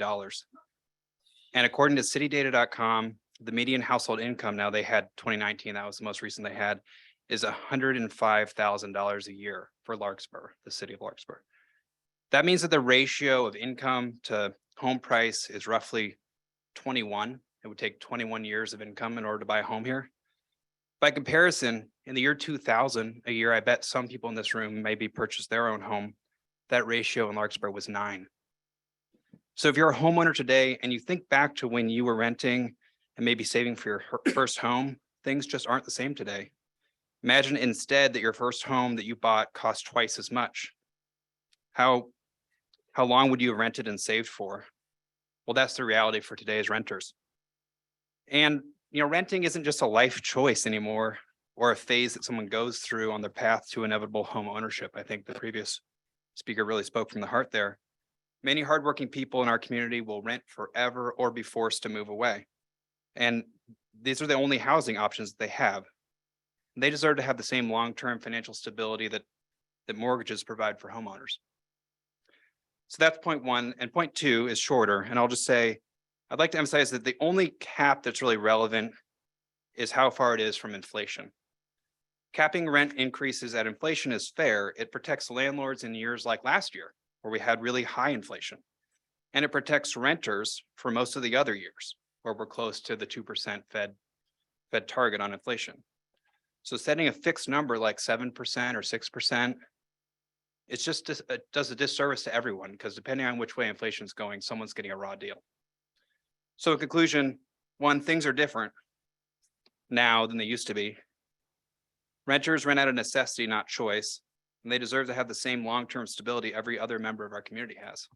And two, the only fair rent cap is one tied to inflation. Thank you. Thank you, Brian. Next speaker. Happy New Year, council members. My name is Jockey, and I'm going to be speaking on behalf of the Skylark Tenants Association. And I'd like to request my 5 minutes if that's okay. Mayor Paulson, I had a question. Can I answer some questions that were asked before I go into my comment, or? I'm sorry, are you saying, can you ask or can you answer? May I answer some of the questions that were asked? It's part of your public comment. Go Oh, ahead. okay. Yeah. I'm available to answer any questions you have at Skylark. Councilmember Kandel, I know you had one, so I'll just do my public comment and then I can answer that regarding leases and so forth. And Mayor Paulson, you'll be happy to know I have a timer as well. I'm gonna speed read through this, so I appreciate it. It was heartening to read in the most recent staff report that both the rent stabilization and the rental assistance ad hoc committees agree that the need for rent stabilization is necessary for all the residents or for all the tenants of Larkspur. Equally disheartening, though, was the rent stabilization ad hoc committee's proposal for a rent dispute model with a 7% annual cap on rent increases, as well as a suggested sunset of 2029 or 2030. This is a far cry from the permanent renter protections that we have been calling for since the spring of 2022. The proposed 7% cap on annual rent increases is far too high and will result in people getting forced out of the community. This percentage is far more than the vast majority of Larkspur renters will be able to afford. Do you know anybody who is guaranteed a 7% annual wage increase year over year? I don't. A 7% cap would make Larkspur's policy among the weakest in the entire state. Most jurisdictions tie their rental cap to a percentage of CPI, which in most cases, it's between 1 to 3%. And one of the landlords here, that was Mr. Pell's friend, mentioned that they've never had a problem with that. And even with jurisdictions who have flat caps set it at between 4 and 5%. A 7% rent cap would hardly be any better than the existing state law, which I think Mr. Councilmember Kandel pointed out. The goal of rent stabilization is one, to stabilize rents, and a 7% limit does not even attempt to do that. We need a rent cap that is far stronger, one fixed to a percentage of CPI. And the proposed rent resolution model would put the entire burden of enforcement to the tenant. We need a real rent stabilization that truly protects tenants. There is an extreme power imbalance between landlords and their tenants. That is not a secret. Requiring a tenant to appeal high rent increases to the city and then forcing them into mandatory mediation and arbitration puts tenants in an extremely vulnerable and intimidating situation at precisely the moment when they face real financial hardship. We need a rent stabilization model where the rental cap is in effect unless the landlord or the tenant petitions for an exception, not where the cap is simply disregarded until and unless a tenant files an appeal. Further, we need broad-based rent control, not means-tested direct assistance. A means-tested direct rental assistance will leave thousands of Larkspur renters without the housing security we all deserve. It will also inevitably leave out large swaths of rent-burdened tenants by putting the owners on renters to know about and apply for the program. Rent control would apply to all renters allowed under state law, ensuring that as many tenants as possible are covered. Finally, the recent update on the Skylark Housing Fund, which we spent quite a bit of time on today, still doesn't fundamentally change anything. We still need rent control and just cause eviction protections. Prime's means tested annual rent cap does absolutely nothing for non-Skylark renters who make up the vast majority of the Larkspur renters. A flat 5% annual rent increase cap is still far too high. And again, I don't know any one of my neighbors or my friends that actually is guaranteed a 5% raise year after year. Prime, as we have spoken and have testified, we believe they would withdraw this program at any time. They actually said in their documents that it is not guaranteed, it's not permanent, they can change it and end it at any time. We don't want a charity from a corporate landlord that can be taken away at a moment's notice. What we want is our elected representatives to pass strong and enduring protections for all Larkspur renters. That means a broad-based rent stabilization and just cause eviction protections. An ordinance with a sunset date of just 6 to 7 years away does not provide renters with the permanent rental protection and housing stability that they deserve and have been calling for. Instead, what this is doing to many of us, and I've spoken to quite a few of my neighbors. Jokey, I think we're at 5 minutes, so It's if you can wrap it up. 4:30. We've created uncertainty a real fear that in just a short 6 to 7 years, their housing protections will be up in the air and up for discussion once again. So what we're urging the city is to listen to what your constituents are saying. What we're asking is for you to direct the staff to advance a rent stabilization ordinance that will meet the goal of truly protecting Larkspur renters and providing real housing security for half of renters' population. And I'd just like to end it by saying that we are always open, the Skylark Tenants Association, we're open to speaking with both committees to make sure that we can move this process along equitably. And I really would like to invite Council Member Way, just as you're having this conversation with Prime, to include us in those conversations, because I think you'll be interested in our side of the story that I don't think you've received. Thank you. No problem. And may I just Jokey, we did go well over 5 minutes. If you could, Okay. please, we want to see who the next speaker is. Thank you. Sure.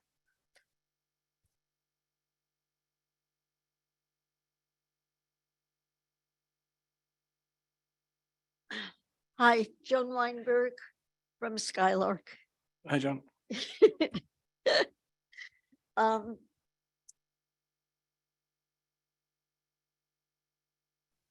So just to answer the question about leases, I have a month-to-month lease. When I finished the first year with Pell, which was 29 years ago, it just became a month-to-month. There was no problem. And as Dorothy said, I did not want to sign the lease that Prime was providing because it would have added, and for some people I think it did, but then they changed it, would have added trash pickup, parking, storage room, all those other items that I have for free. I'm sorry. I just want to clarify what you're saying. So you're saying in those things were included in your old lease. In the new lease, they were going to charge you additionally for those things you were already getting for free. Correct. Okay. Correct. Okay. And we fought back, and supposedly they rescinded it, but that doesn't mean that's forever.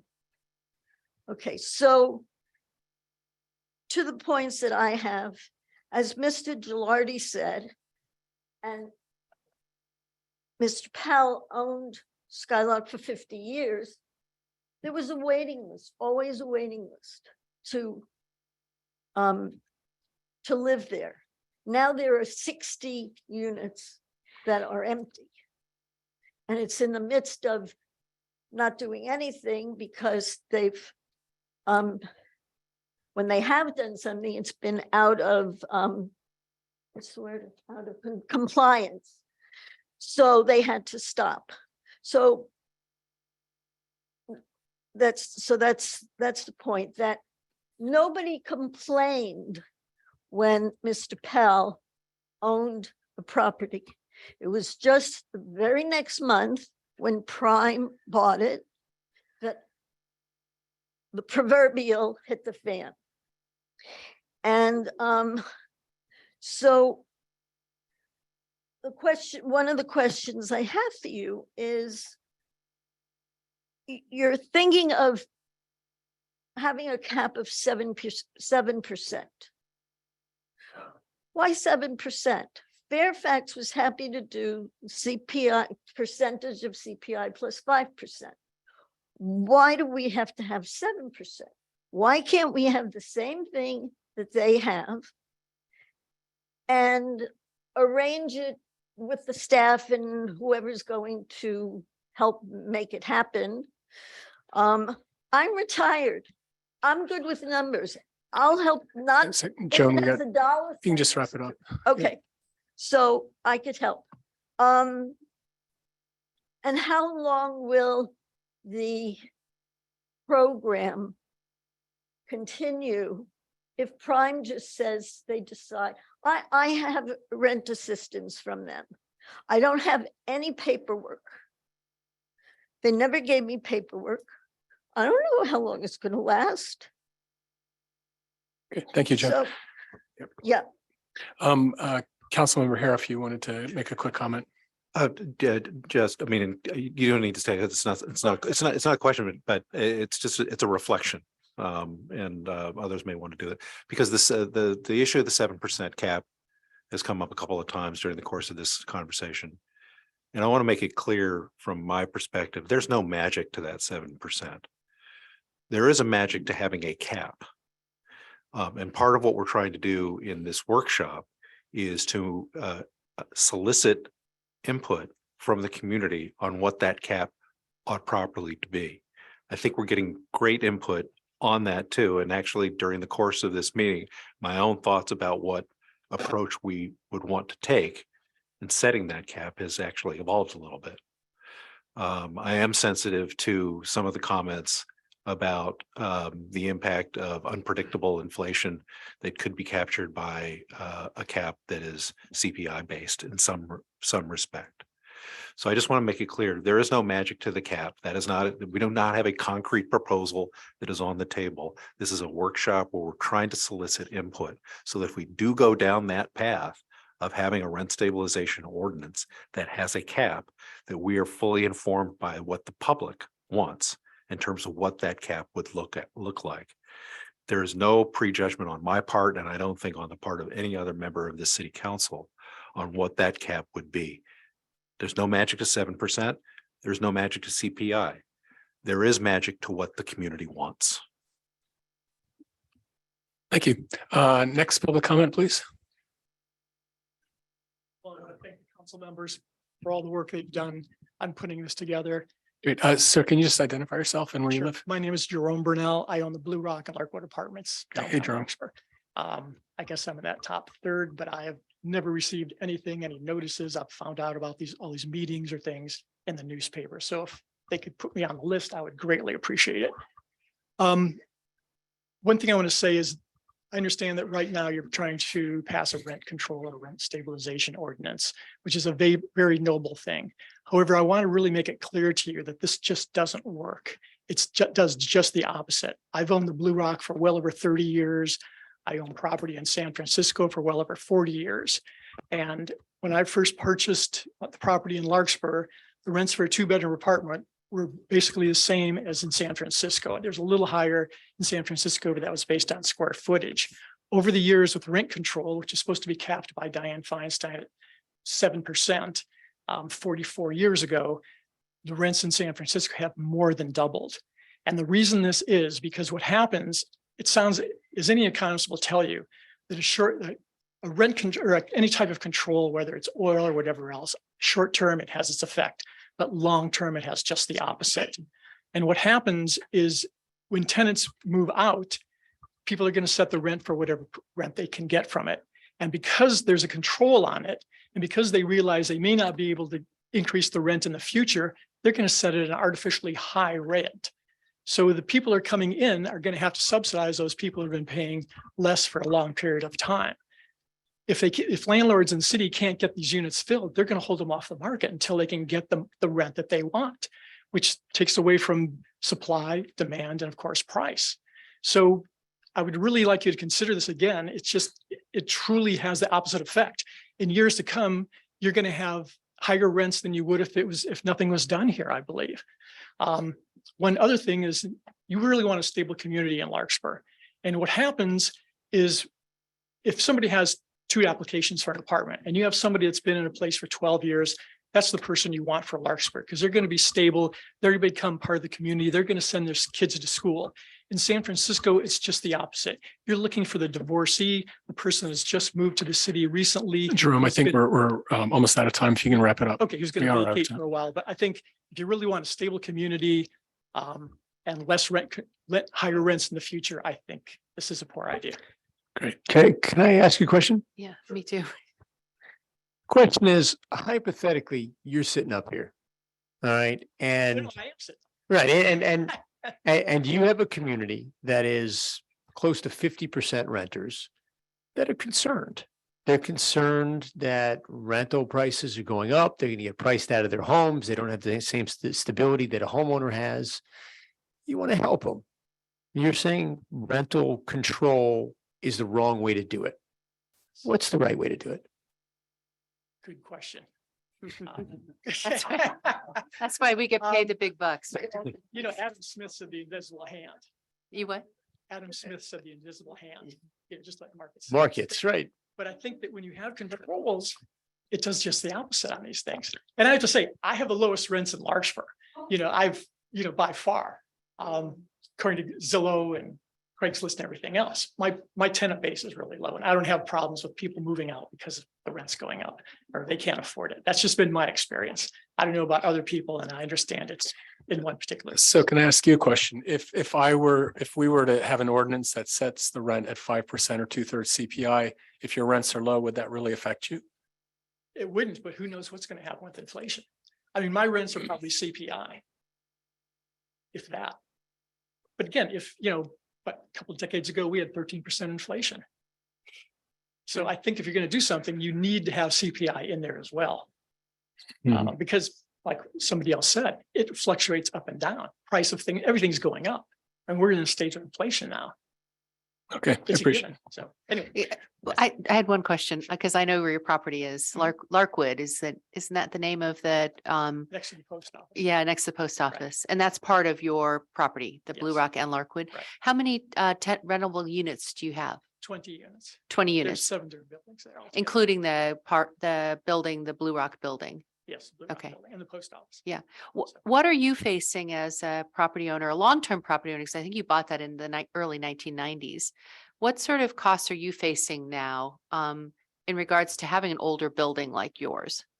It varies. I mean, this year I put in all new windows, 42 windows in apartments 5 through 19. The year before I had to put in a whole new driveway and drainage. It varies. I mean, there's no fixed, thing. It's a standard deviation curve. Sometimes you'll get high expenses, sometimes you'll get low. Right. It happens. But there's always, expenses that come up. Right. I just wonder if there was any, I remember when you put the new driveway in a couple of years ago by the post office. And then I remember when you spoke at our parklet conversation because of the noise of the tenants who were living near the parklets for the double pane windows that needed to go in. So I'm just curious because it's an older building, obviously. So yeah, I mean, it's definitely is in need of maintenance all the time, I'm all the sure. time. Yeah. All right. Thank you. All right. Thank you. Could I ask one question? Yeah, good. I'm sorry. Wait, I'll pass my 5 minutes here. Um, Go ahead. Number one is, can my grandson get a rental application, please? Sure. Yeah. Yeah, she wants, anyway. If we did pass a rent stabilization ordinance with, say, a 3, 4, 5% cap, and you had something major structurally come up that required, you were gonna have to raise rents above that limit. Would you be willing? Because one of the proposals I noticed in the proposal about Skylark is you asked that the tenants reveal their personal financial information to a third party for anonymity. Would you, as a landlord, if we required it, be willing to present to a certified real estate accountant professional to show them your potential repair estimates to justify having to have a higher rate increase than would be Yes. allowed under our Actually, San ordinance? Francisco offers something like that, because I have property there too, where you can do pass-throughs for capital improvements, but you're amortizing it over 30 years. Yeah. Well, in effect, the landlord's paying for it that year. So it's a Yeah. complicated thing. I mean, San Francisco also has rent increases of 60% of cost of living. Now, if you have cost of living going up here and you have 60% of cost of living, after 44 years, you're not going to have a single fireman, teacher, or anybody who's going to accept 60% of cost of living as far as an increase. So it's, it's a balance between tenants and landlords. There's got to be something fair. Yeah. That's what we're all searching for, I think. Right. But I Thank think you. if somebody rocks the boat, for things, then it causes problems for everybody. Yeah. So. Great. That's Thank you. Thank Thank you. you, Jerome. Yeah, thanks for answering. all And our I was questions. kidding about my grandson. I don't want the city attorney. Yeah, go ahead, sir. Yeah.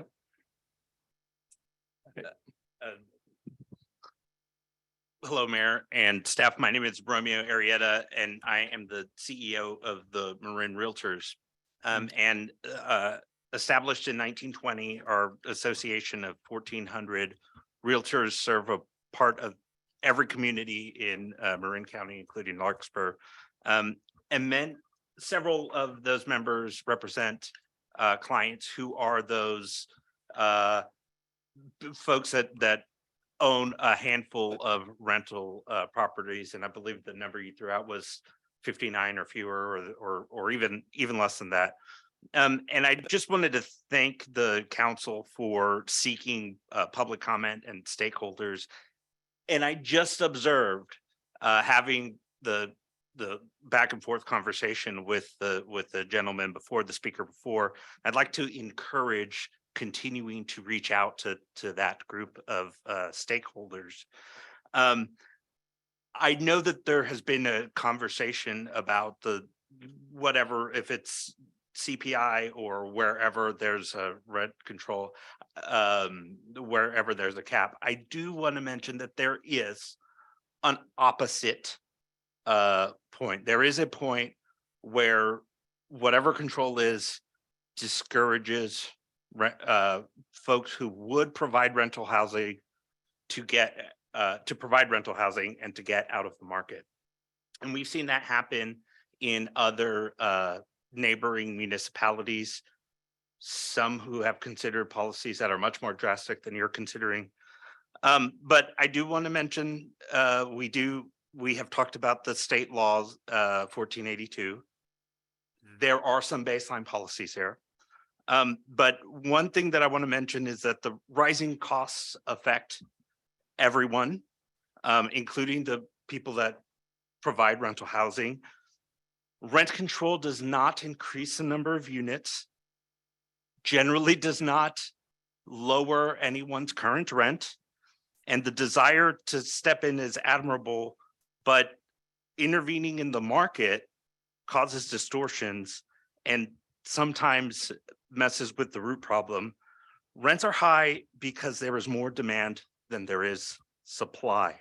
A proposed cap or restriction on providers might make that problem cumulatively worse. However, in closing, I'd like to say that I applaud the council for hearing the public and taking public comment. And I would hope that should we be called upon, the association would be willing to work with Larkspur or other municipalities considering rent control.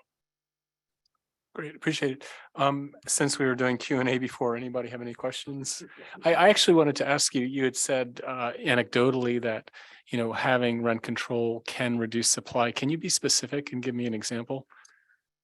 So there are a couple of policies in Fairfax, for example, and this is on the just cause part, where homeowners who would be considering perhaps having an ADU, they look at the potential rules that they would have to follow, the legal impact it would have, the cost, the potential hurdles that they would have to go through to provide rental housing. They say, I'm getting out altogether, or I'm not going to do this, or I'm going to sell. Okay, so your specific point is in Larkspur with what they passed recently, hypothetically, ADU units and small single family homes may not go on the market, but it's not documented. We don't know that. I would say that there are specific examples that people can point to Okay. that happened and is happening. And the other thing that I would say is that there is a point with rent controls or rent cap where that can happen as well. It may cause a rental housing provider to say it's not going to work here. Okay, thank you, sir. Okay, next public comment, please. Hi, my name is Ann Clark. I'm at Larkspur Courts. Hi, Ann. I'm sorry, just real quick. Can Shannon, can we open the door just for circulation? It seems it's a little hot in here for some people. Yeah, I'll start the time as soon as it's opened. Yeah. Okay, yeah, this might be a little more comfortable. Sorry, ma'am, go ahead. I have a question for the rental assistance ad hoc committee. Oh, sorry. I have a question for the rental assistant ad hoc committee. Under your workshop, was the BMR program looked at Skylark? It's below market rate apartments, rental apartments. I believe there is a BMR program at Skylark because it was built before 1995. And that means there is a contract between the city of Larkspur, the developer / landlord, and the Marin Housing Authority who monitors the information. I don't know. I believe the speaker identified that she lives at Larkspur Courts, which does have the type of program that she's describing. That program, to the best of my knowledge, does not exist at Skylark Apartments. Are you 100% sure of that? I'm never 100% sure about a whole lot of things. But I feel about 99.5% accurate on this one. Is there a way to get that information? Like, I tried to go to the permit department and they wouldn't release it unless I talked to the planning director. Well, I have access to the assessor's database, and the property that you reside in is clearly classified. So in the assessor's database as having this type of program. Skylark Apartment and the vast majority of units in Larkspur are not so classified. So I do not believe that the Why do you program think exists. Skylark was eliminated from the BMR program? You know, I don't know that this is the forum for us to speculate on things that happened many years ago. I can only tell you that to the best of my knowledge, that program doesn't exist in the vast majority of rental units in Larkspur. All right, thanks. Okay, well, thank you for your comment. Our next speaker, please. Good evening, council members. I am Reed Baxter. I represent Greenbrier Management, Inc., we're a woman-owned long-term realtor, property manager, and owner in the area. We have multifamily residential units, shopping center. We've donated the land for hospitals and other things here. Framing the problem, I think, was one of the ways that we opened up tonight. Mr. Candell and I think Councilwoman Way mentioned this. I'll say our occupancy rates are currently almost 100%. Rates are never cited and reason for leaving when our tenants move out. But the things that concern me, we have older buildings. Part of my job, at least 50% of it is construction. Cost of steel went up 10% over the last 2 weeks when we changed the calendar year. We have inflationary shocks as well as landlords that the tenants also feel, but we feel it a little bit more than that 7%. every one of my employees got a raise this last year. Pretty pumped about that. I think they are too. I couldn't speak to every one of them, but I think it was over 5%, so I'll say that much. If rents are, okay, so back to, I think Jerome's point, there were some good studies for where rent control was implemented in the city, where it causes landlords to push rents to the max. I don't want to do 7% on my tenants. That sounds terrible. I don't want to push anybody out of their homes.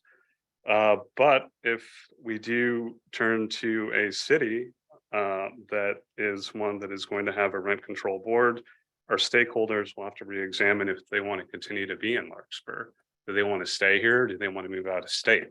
I think you've seen what happens when families do that, and larger businesses have done that, and that's caused some of the challenges that we're grappling with tonight. I'll leave you to ponder that. If you have any questions, I'm happy to provide more data.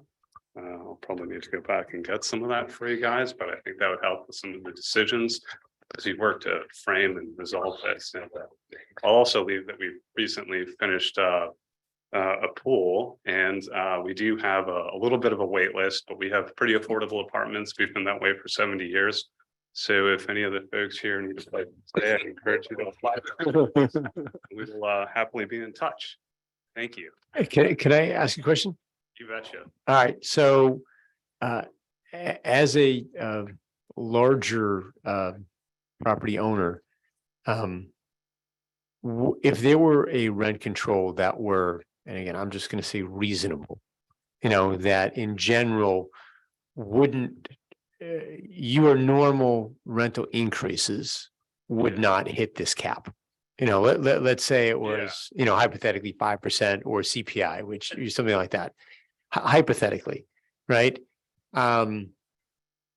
Would you, and I'm just trying to understand, would you as a property owner say, you know what, I'm going to raise it the max because I know there's a limit. So in the future, I won't be able to, if there's a problem, I won't be able to raise it more in the future. So I might as well max it out while I can. I mean, is that, I'm just trying to understand the negative as a property owner if you wouldn't normally raise it that much anyway. I think that's what the studies have shown, that property owners do that, even though they don't necessarily need that extra percentage this year, but it's for what Kevin was talking about earlier, Councilmember Haroff, my apologies. It's the fear of the unknown. What's in the future? Are we going to have to raise rents to account for a steel shortage that's going to happen in China next week? I don't know. I don't want to do that. That's not something I want to even think about. But it's also a business, and we have to take care of our buildings and get tenants. So I guess I can't really give you a finite answer on that, but the answer what basically I appreciate that. there's a big fear of the future. Thank you. Looks like Catherine and you had. How many units do you manage? I couldn't speak to that specific Like number. 600 something? Probably something in that range. The same question I'd ask the owner of the Blue Rock, if we had, say, a cap of 3% as a number, and it was 2% inflation. I know I'm describing a perfect world and we're not living in it. But what I'm trying to get at is, if we set a low number, but it was tied to inflation, how would you feel about that? Say 60% of whatever the CPI. I like the idea of letting it float with inflation in some ways. I mean, if you go back to like why communism failed, things, it's because they tried to manipulate the market, and that didn't really work out so well. But my expenses are still going up 10%, so I can't service my expenses if I'm capped on my rent. Okay, so I understand that. Think a little bit about that. And then the second part of the question being, if something unexpected happened, your places are on a hill and suddenly, you have the ground opens up and you have a sinkhole in the middle of. Something unexpected happens every week in this business. Yeah. Yeah. Deck, we watered them for 12 years. I had to replace that deck. It cost me $250K. Yeah. Now I replaced the one next to that. That's $500,000 for a building with like 6 units. That sucks. Okay, but my question being, I understand, yeah, you never know what's gonna happen. And I drive a cab. I never know who's gonna get in next. Believe me. But you have some awesome stories. And you don't know how they smell until they're in the seat and the doors are closed. So believe me, I understand the unexpected. But my question, the point I want to really get to is if something really catastrophic happened and you just had to raise the rents to cover it, how would you feel about presenting those bills to a third party? You know, we wouldn't see it. No one else in the public would see it. Yeah. To say, hey, this is Yeah, my these bills are justification that I legit. need I'm a, not making it up. I need a double, I need a 6% this Yeah. year because of this. Or, you know, whatever. Yeah, I think fundamentally, I think I'd probably be okay with it. The part that I'd be concerned about is the burden on me as the landlord. So now do I have to spend another like 100 labor hours gathering all my receipts for all the projects? Well, you're gonna need them for your taxes, I for mean, I your do tax that person, anyway. aren't you? You know, And that's a fair amount of time. yeah. So, Or to the bank to get a justification for a loan, you're gonna have to present those same documents, aren't you? Absolutely. Okay, thank you very much. I appreciate it. And I had a quick question. So just I think as the rent stabilization ad hoc, we, you know, threw the dart on the wall, and apparently both landlords like yourself and you know, and 7% doesn't seem to be working for anybody. This isn't exactly a Dutch bidding thing, but what would you say is reasonable For a rent increase? for a package? You know, if it's tied to CPI, if it has a cap, you know, we know what 1482 is. You know, you're you know, you and your property are, I think, really, you know, valued members of the community. You know what's going on. You've heard all these comments. So you know what we're up against. What do you think is fair? I think for that amount over, well, I kind of go with the state of California, the 5% plus CPI.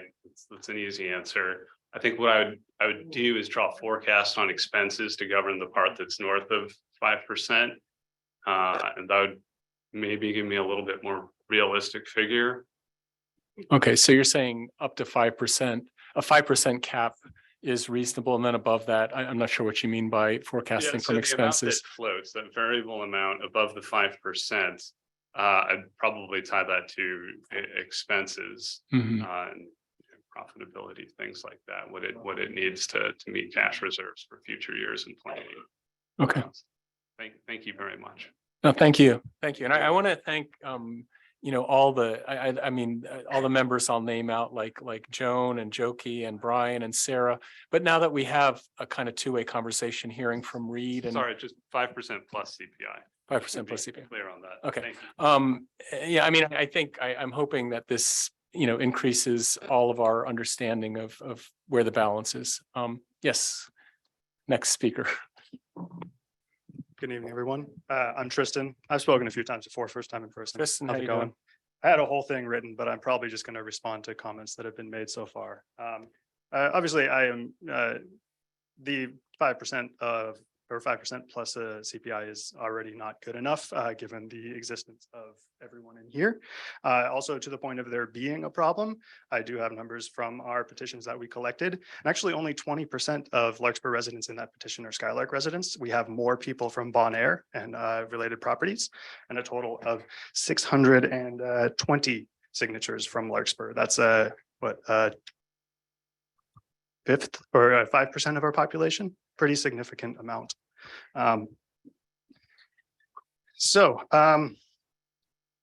Whatever, let's get into it. I'd actually like to start by reading a quick quote from Mr. Adam Smith, which I'm sure some of you are familiar with.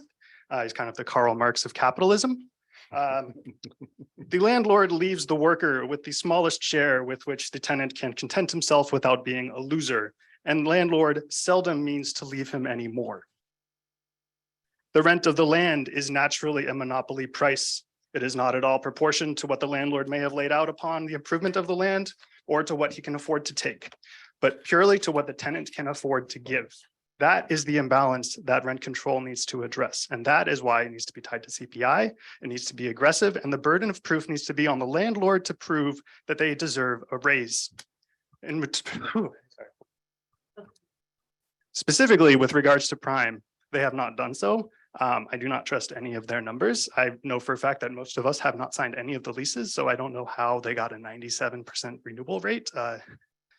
We have more empty units at Skylark than I have ever seen in my 7 years of being there. I know for a fact that they use RealPage, which is an AI-driven software that actually encourages lower or higher vacancy rates because they can raise the rent. And by having higher rent and higher vacancy, they make more money at the end of the line. The same program algorithmically decides what the optimum rent is for that unit.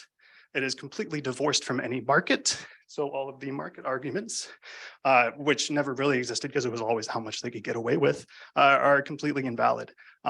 This is not an equal standing. This is not a conflict that is on equal grounds. And to echo Jokie's point, the Skylark Tenants Association, of which I am a founding member, would love to talk to the Rental Assistance Committee as well. And I find it upsetting that we were completely excluded from that conversation, because I do believe that our homes are more important than a profit margin. Thank you very much. Thank you, Tristan. Also, you can ask us questions.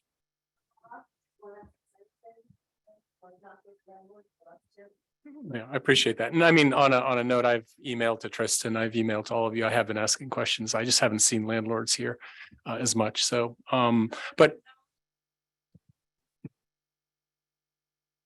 Mr. Mayor, you need to control this. Yeah. We've got a lot of speakers online. okay. We're gonna be here all Yeah, night. I didn't even look at the board. Thank you for that.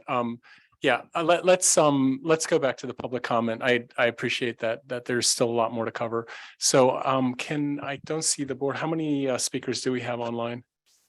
20. Okay, I had not You even have looked up there. 15 hands up on. Okay, so at this point, I will reduce the time to 2 minutes because I think we have been getting as much input as we can, and I really didn't look over there to know that we have 40 minutes if we do 2 minutes each, and it's already 8:20.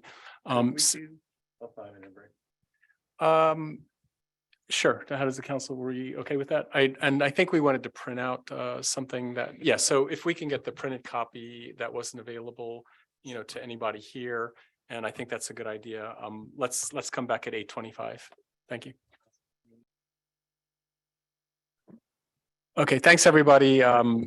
It's good to take a few minute break here, and I think we're going to go to our online viewers and start with public comments. So Allison, if you could please invite the first person to speak. First will be Michael Burke. Welcome, Michael. Oh, thank you. Thank you for having me. I'll keep my comments are going to be mostly general. I'll try and keep them brief. I am a real estate agent that specializes in apartment building sales in Marin. A few years back, I represented the seller in the sale of a building in Santa Rosa. That owner, unbeknownst to me, represented or immediately raised everybody's rents by 50%. And that sparked the enactment of rent control in Santa Rosa. It was fortunately immediately overturned by a referendum of the voters. Since then, the state has put in place the Tenant Protection Act of 2019, or AB 1482. This law limits rent increases to 5% plus the cost of living index not to exceed 10%. It is also has a very comprehensive just cause eviction portion of it. These laws may not be perfect, but they do serve the purpose of the extreme cases like I cited, of stopping those. With the cost of living index where it currently is, the law limits rents at 10%. And yes, this is a big number. It's big, however, only to those that have had their rents held back by the current or prior owner for whatever reason. One still cannot raise rents higher than the market will bear. There can be no cumulative effort beyond what the market will bear. When the law was enacted, the cost of living index was 1.1%, meaning the maximum increase was 6.1%. The index is quite high now at over 5%, but it's rapidly coming down and will be in normal territory soon. Rents are not rising now. In fact, quarter over quarter basis, they are actually falling. Vacancy rates have increased to 4%, up from 3% a year ago. the marketplace properly corrects for extreme swings. Please do not add another local rent control or just cause eviction ordinance. This should only be decided at a state Michael, level. we're out of time. Sorry, we have a 2-minute limit. If you can just wrap it up in a word or two, a sentence. All right, very quickly. I applaud you guys for this outreach program before considering directing staff to act on it. The town of Fairfax did not do an outreach program, and they have a town in revolt on their hands. As people found out about the new ordinances, they're outraged, not just by the overwhelming ordinance. Michael, we have to wrap it up. So thank you for your comment. Allison, next speaker, please. Next speaker will be Larkspur. Hi, thank you. I helped my mom run her mom and pop triplex in Larkspur. She's owned it since 1985. We have huge, it's an old building, huge expenses for constant upkeep. We have always had under market rates rentals, and we've had long-term tenants. Please do not do a broad reaching rent control. We are just as marginalized as some of these renters who have spoken. I live in Fairfax and I am a realtor. I am appalled at this is a mom and pop operation that would drastically hurt us. There are people on the other side of the bill that would be just as affected.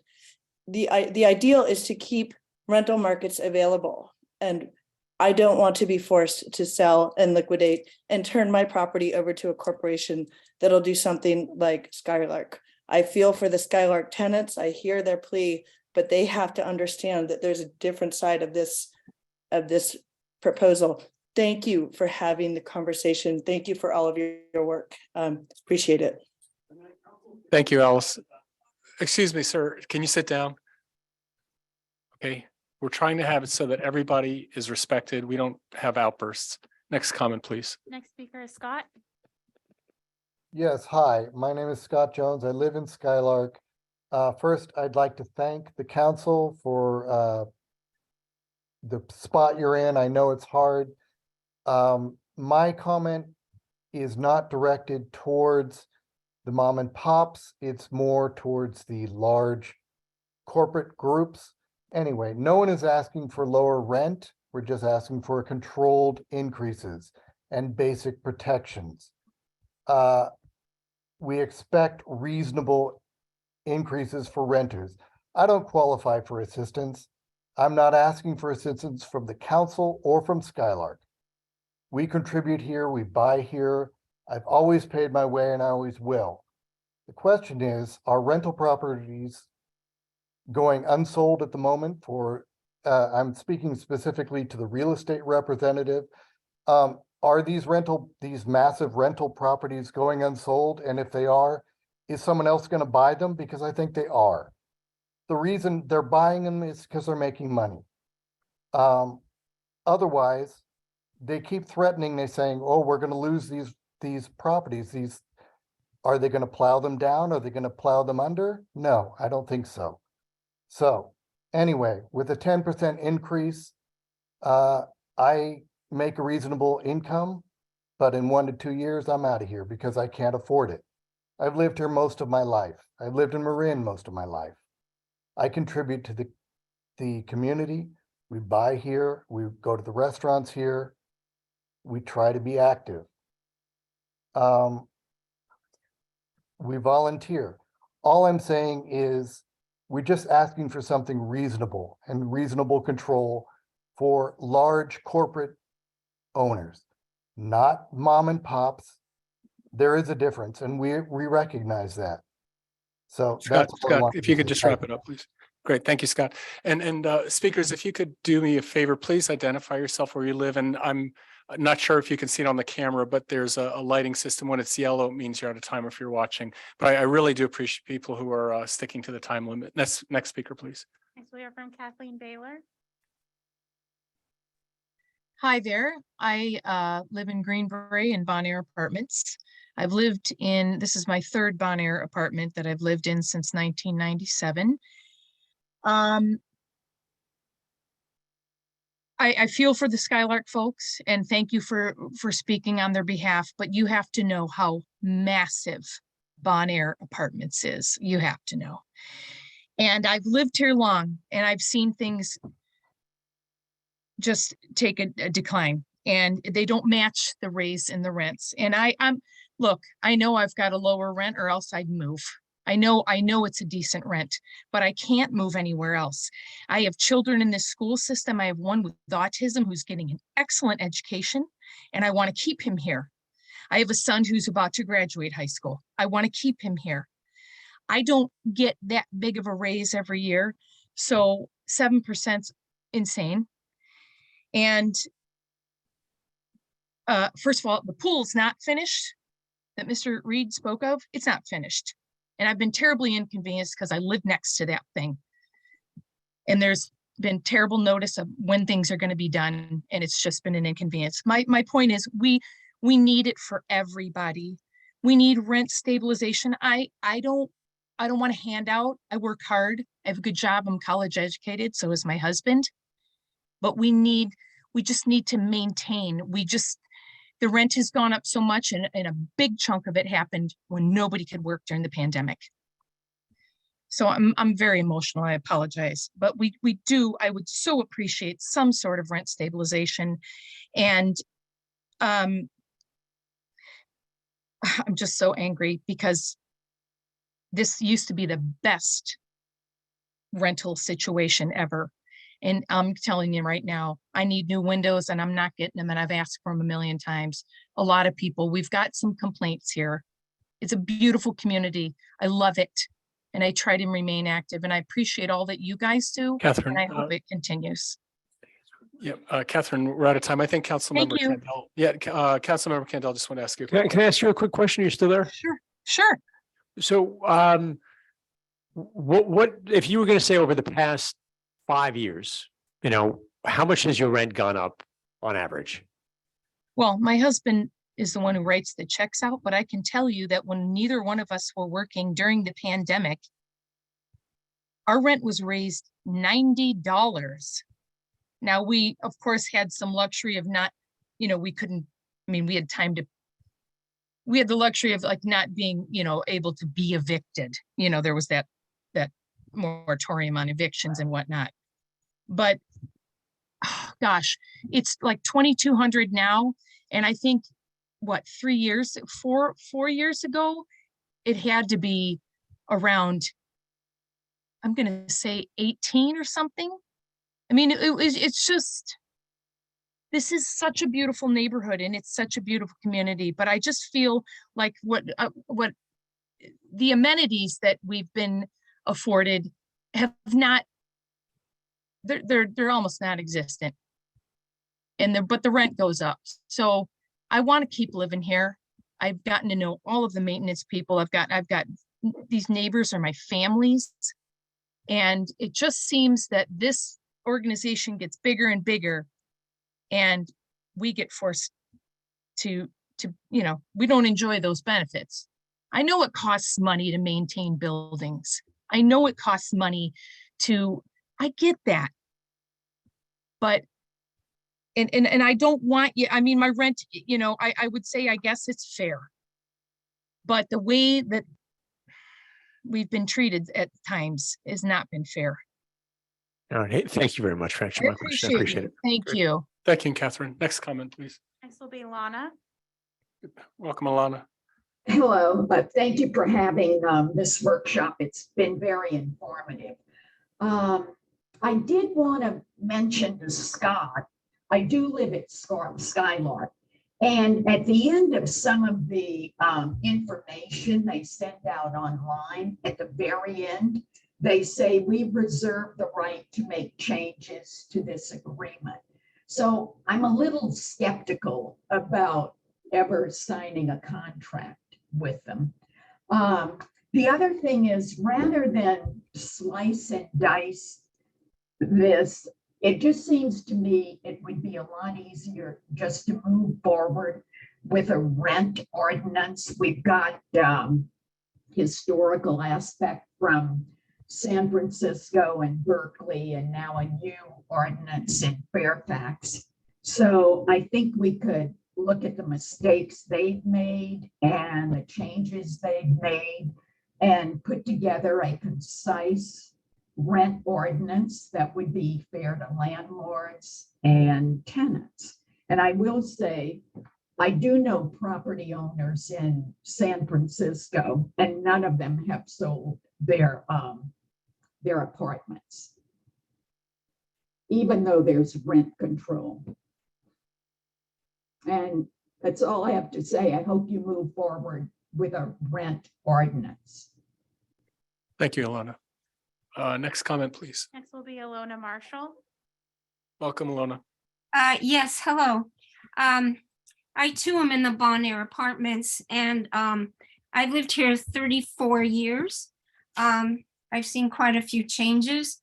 I absolutely love this place. I love living here, and have appreciated what they have done for us over the years. I too have seen it deteriorate over the years.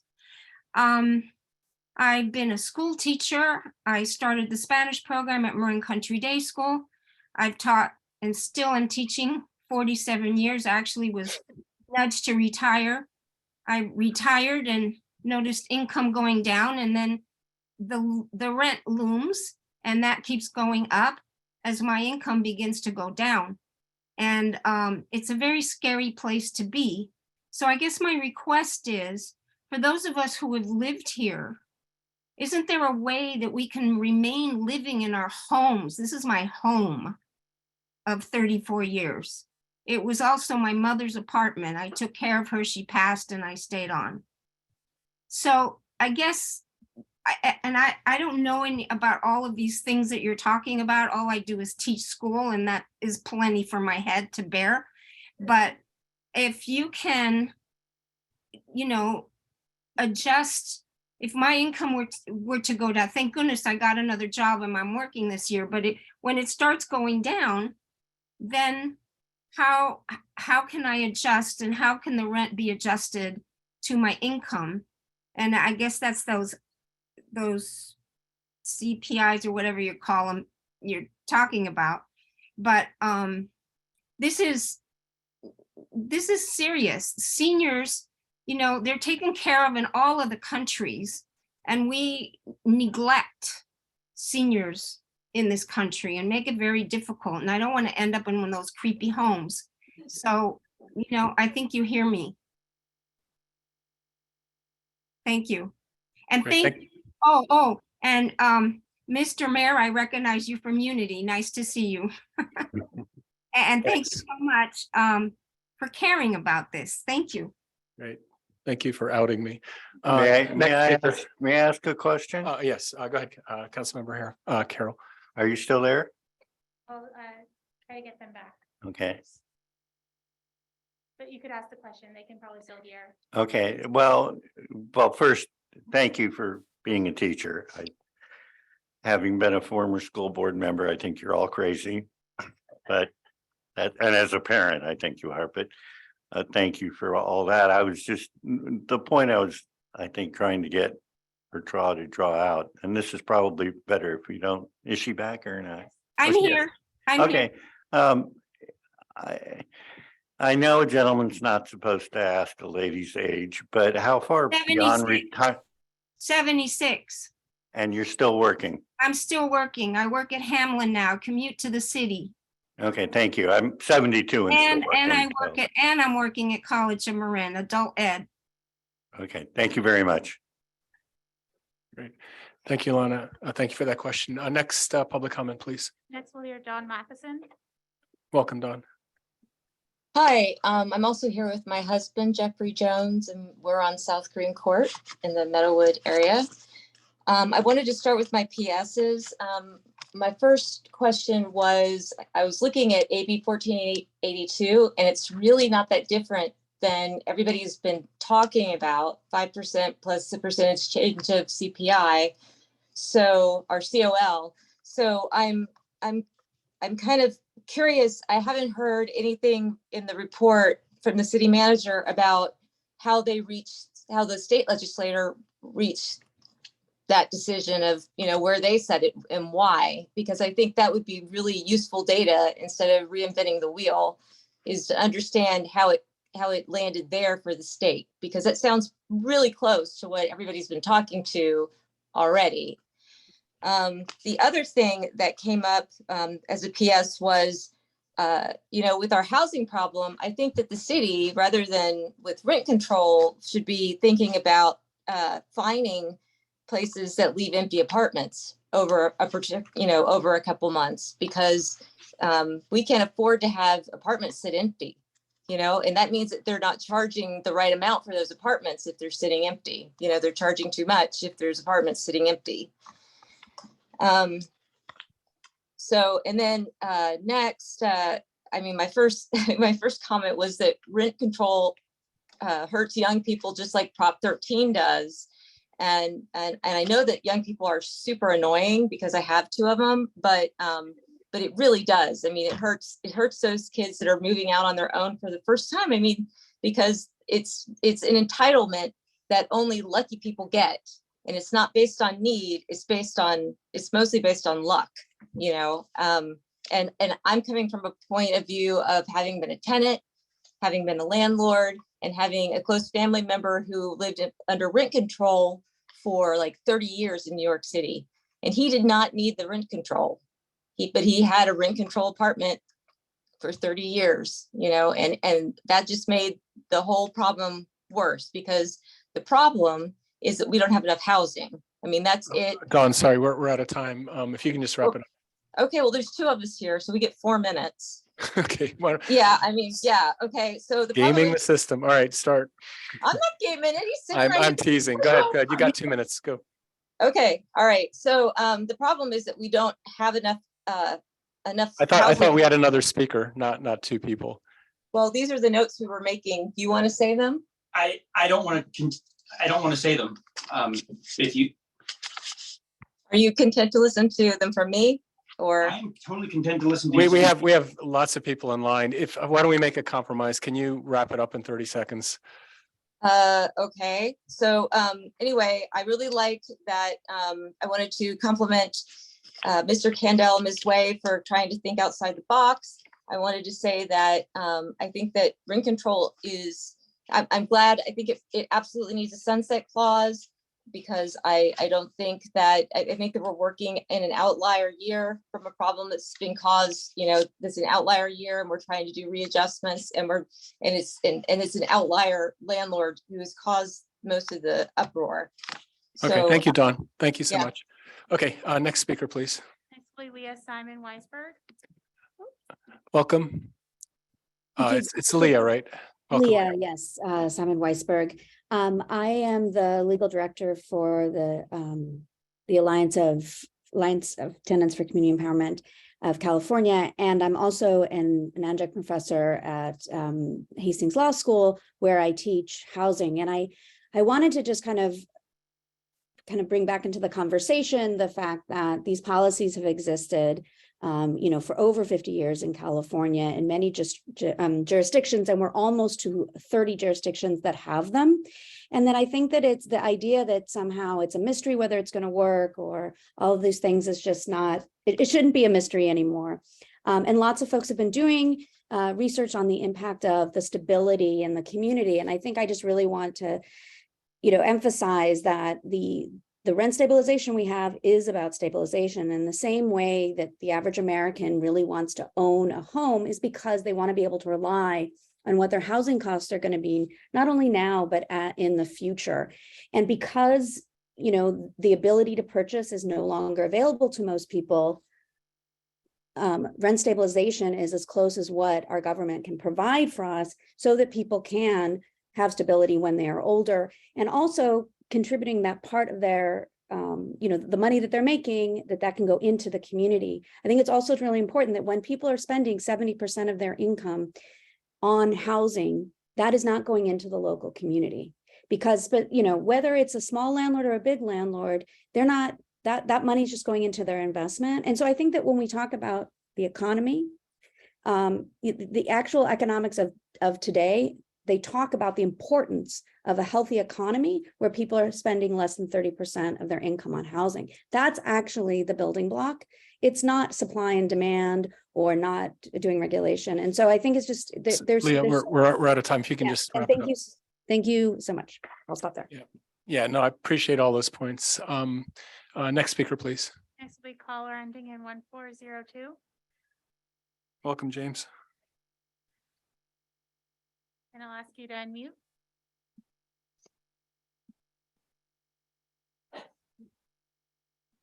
Okay, while we wait for that, Joan is the next speaker. Welcome, Joan. Hi, Joan Lubomirsky, longtime resident of Larkspur. I'll just be brief. I did write a letter to you all. I suggest that what you do is as simple as possible. And that was one reason why I said in my letter to stick to the state standards. I'm not married to those numbers, but I think that in terms of staff implementation and whatnot and how costly and time consuming really that will be, I think keeping it as simple as possible is a good idea. And then I hope that you consider mom and pop landlords carefully. I own one unit in part of my house. It's attached. And I use the money that I get from that rent to shop at Corbett's Hardware and Lucky Market. And so it is in fact helping our local economy. And thank you all for doing what you're doing. It's huge and it's really valuable. Great, Joan. Thank you so much. And thank you for your brevity. Next comment, please. Next will be Steve Turner. Welcome, Steve. Hey, I live in 96 Cortland-Osa, not part of the Bon Air. It's a much smaller. Anyway, here to say I'm glad you guys are finally taking this up. And also, I think 7% is way too high. Like I used to live in Larkspur or Skylark, sorry, and I had to move when they raised my rent 5% because I just couldn't afford it. I'm a civil servant.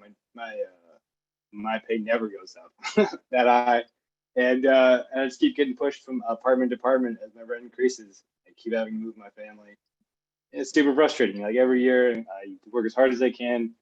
I don't get a big enough raise to cover the rent increase, and so it just continues to eat into what I could potentially save. Although I'll never afford a house in Larkspur or Marin for that matter. But I would like to see something better than 7%. And also, I'm kind of offended by that. Every landlord that's spoken is like had a veiled threat of I'm definitely going to jack up the rent as high as I possibly can if you make me. You know, it's always going to be maxed if you set a limit on it. That's just a pretty typical landlord threat that I hear over and over again. And when you ask a lot of these guys, why does it need to be 7%? Like, there's no justification. Like, I work in construction and estimating for the government. And when I look at, you can look up what a landlord makes. You can look at their property taxes, and you can see a lot, especially Bon Air and all these older buildings, they pay almost nothing. They contribute like less than an average house sold in the last 5 years for like a 20-unit building. So they don't really contribute that much. And the more they take from me is less I can contribute to community. And it's just like, all their money's going to a small percentage of the population. As you guys stated, three companies own most of the housing in Larkspur. It's crazy. They just have a monopoly. Anyway, thanks for taking it up. That's all I got to say. Great. Thank you so much, Steve. Next speaker, please. Next will be Chris P. Welcome, Christy. Chris P, I believe. I'm Hi. sorry. It's no problem. No. It's happened before. Hey, so I'm a Larkspur worker. I work at Marin Health. I'm in the environmental services, and I want to speak on behalf of some of my coworkers. They need to, at the most extreme, some of them need to commute at least 2 hours to make it here, which is ridiculous. By the time they're here, they're exhausted. By the time they leave, they're exhausted. And I don't need to, speak on the dangers of medical errors. It's like, the third highest, I think, cause of death in the United States right now. And that can happen with like a commute like that just destroys your lifestyle.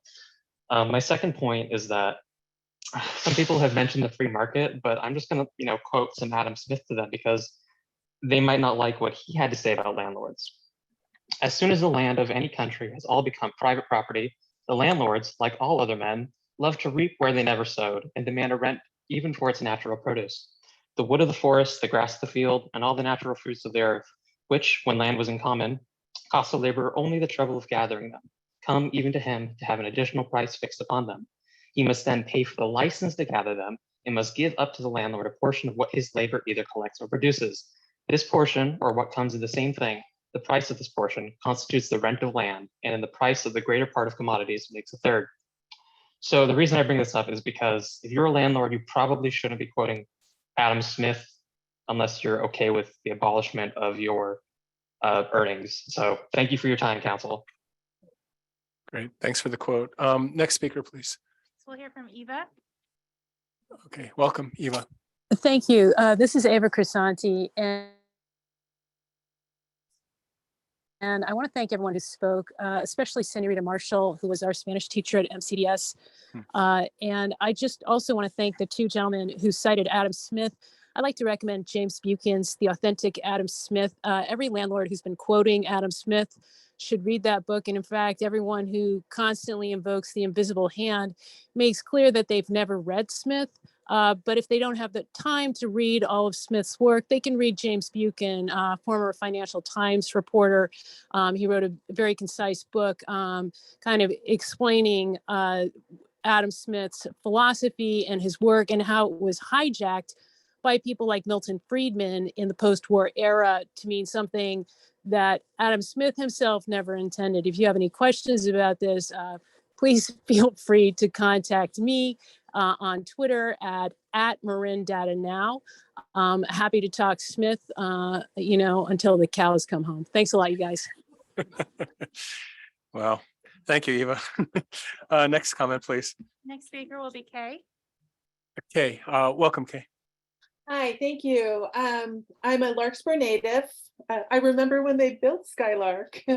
I'm a single mother, renter for 30 years, and now I'm a homeowner in Fairfax. I want to encourage you guys to take your time. Please do not follow Fairfax example.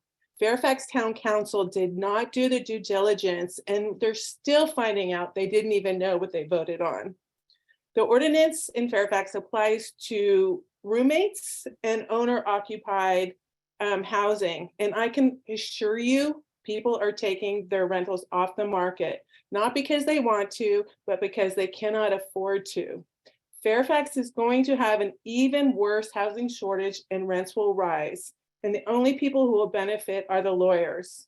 So I don't usually go to other town council meetings, but I really, please just take your time and make sure everybody's at the table and it's something fair for everyone, the renters, the landlords, and the homeowners. Thank you. Great. Thank you for your comment, Kay. Next, looks like we have 7 more people. Next comment, please. Next will be Mary Beth Pascal. Welcome, Mary Beth. And Mary Beth, I'll ask you to unmute. And while we're waiting for that. Got it. Okay. Hi, you got me? We hear you, Mary Beth. Yes. Okay. Yeah, so I just want to, Mary Beth Pascal, Skylark, long-term Skylark tenant.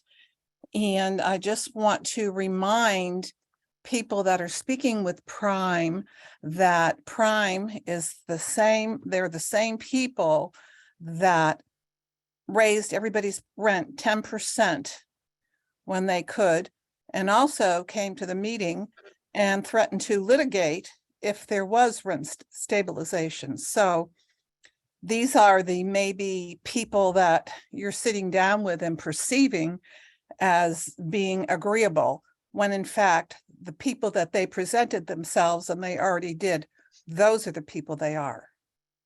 So please keep that in mind.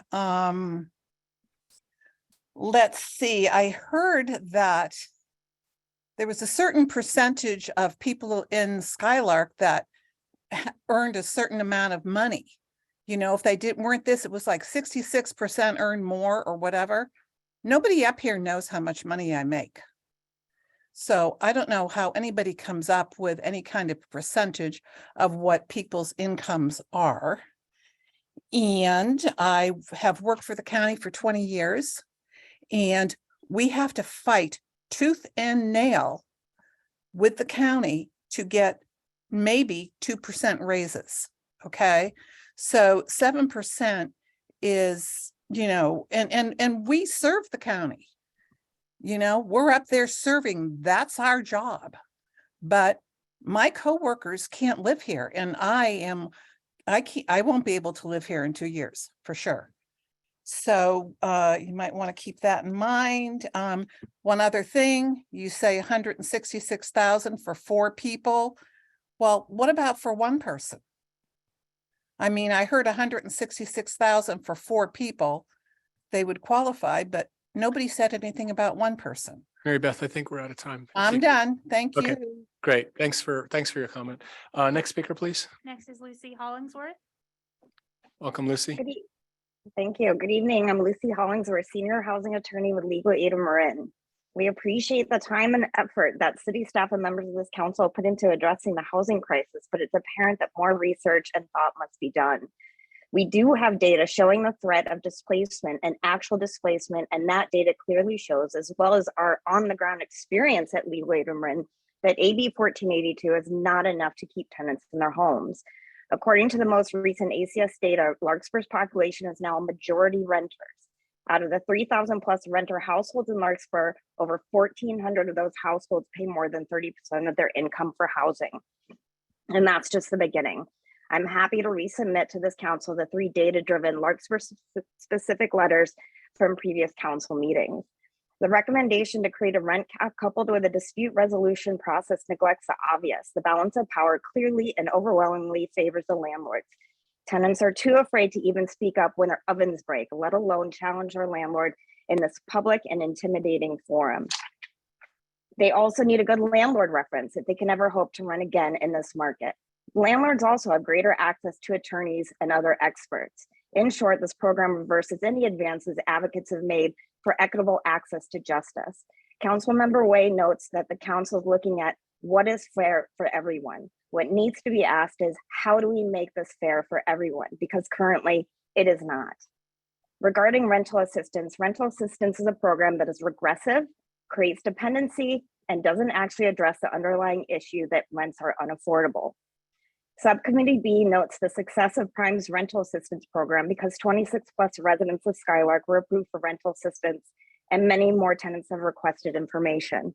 However, the success of the program also gives us the evidence this council asked for, that tenants are facing a financial crisis and displacement. This option relies on Lucy, we're out of time. If you can just wrap it up.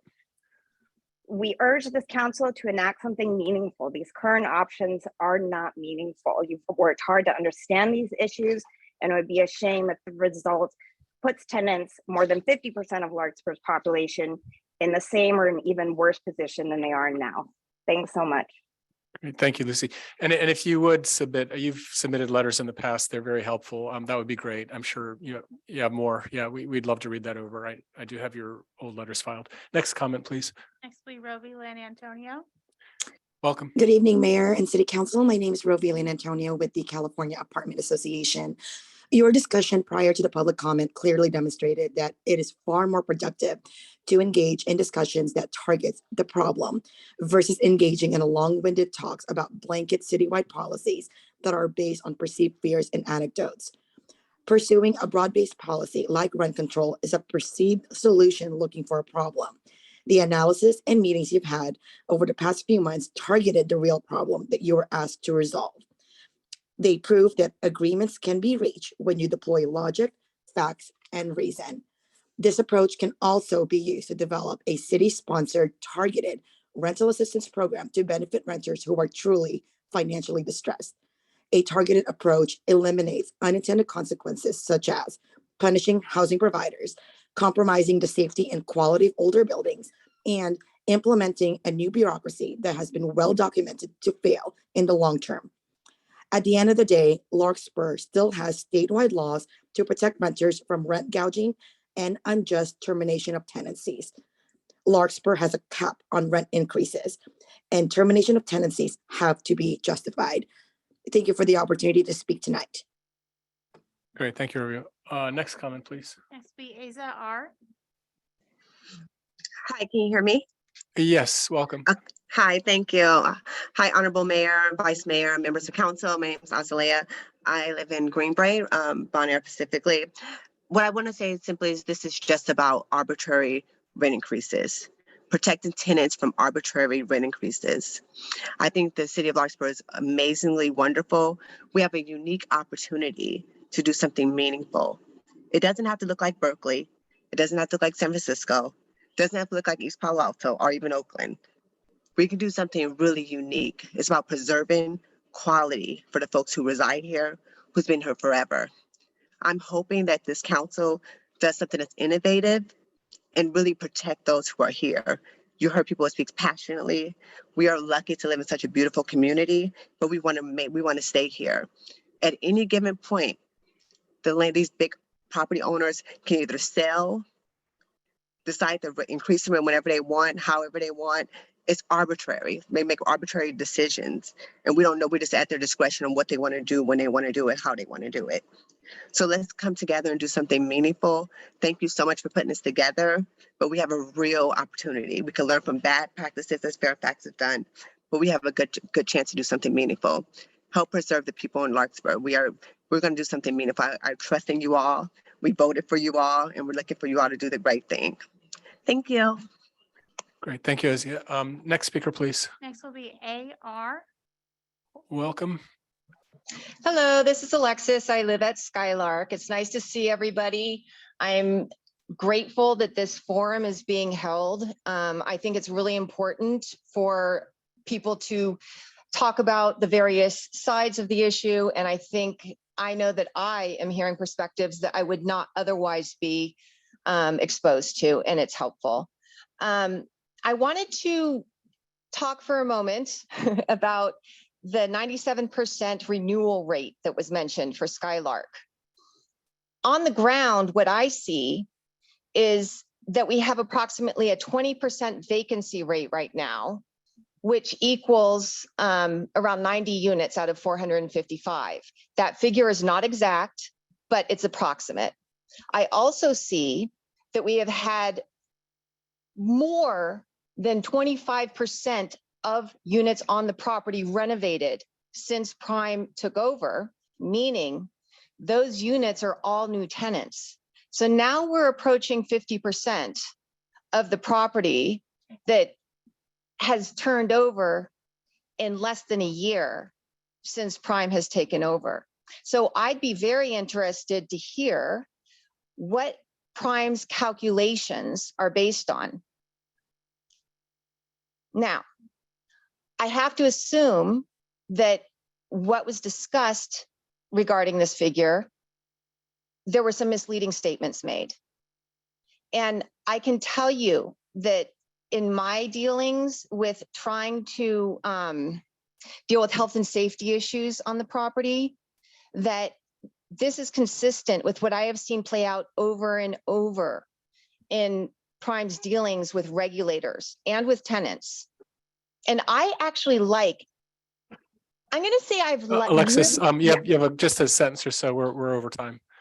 Okay, so because this is consistent with past behavior, and I'm saying that, given that I've liked everybody I've talked to individually with Prime, I think that there is a corporate policy or strategy that is very effective in terms of getting things that, finessing things so that they get things their way. Alexis, I think we're out of time. If you want to submit more by written comment, thank you. Next speaker, please. Next speaker will be Nadja Floyd. Welcome, Nadja. Thank you. I'll try to be as quick as possible. My main concern is I'm Nadia and I'm at the Skylark Apartments, is my fear about talking about this to all of you. I appreciate you having open ears and an open heart to hear all sides of the story, but I'm wondering after I speak here, how long am I going to be here? Am I going to be kicked out because I'm saying something? But I'm like, we live in a community where we all need to pull together. And I want everybody to have what feels fair. But because of my fears, I already live in this apartment with boxes all around me packed and ready to go. I've already gotten a storage unit and started filling it with stuff. I have no idea where I'm going. No idea. But I'm like, they could give me 30 days and I have to be out. And that makes me nervous every single day. And because of that reason and the prices going up, I don't know how long I can stay here with my heart intact. Thank you. Great, thank you, Nadia. Next speaker, please. Next, please, Joshua Howard. Welcome, Joshua. Good evening. Thank you, Mayor, members of the City Council. Joshua Howard, also with the California Apartment Association. Appreciate the opportunity to talk to you tonight and appreciate the process that you've gone through to look at different options to address this issue that's facing your community. The real question, it sounds like that's before you tonight, is a question of who. Who should be subsidizing the rents of tenants who can't afford their rent? Should it be the private landlord through rent control, or should it be the city through a rental assistance program? And when you force a landlord through rent control to subsidize the rents of tenants, it forces other tenants in the complex to also subsidize the rents through higher market rate rents. In reality, a citywide rental assistance program has been proven through academic studies to be one of the best ways to address the issues of displacement.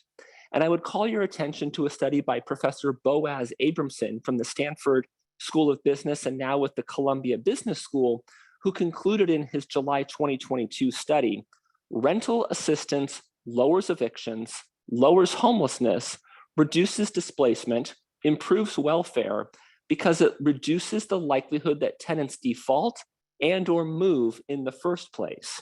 He furthermore went on to state in his analysis that with rental assistance, it provides greater tax benefits by keeping residents in place and giving them money to spend in the local economy.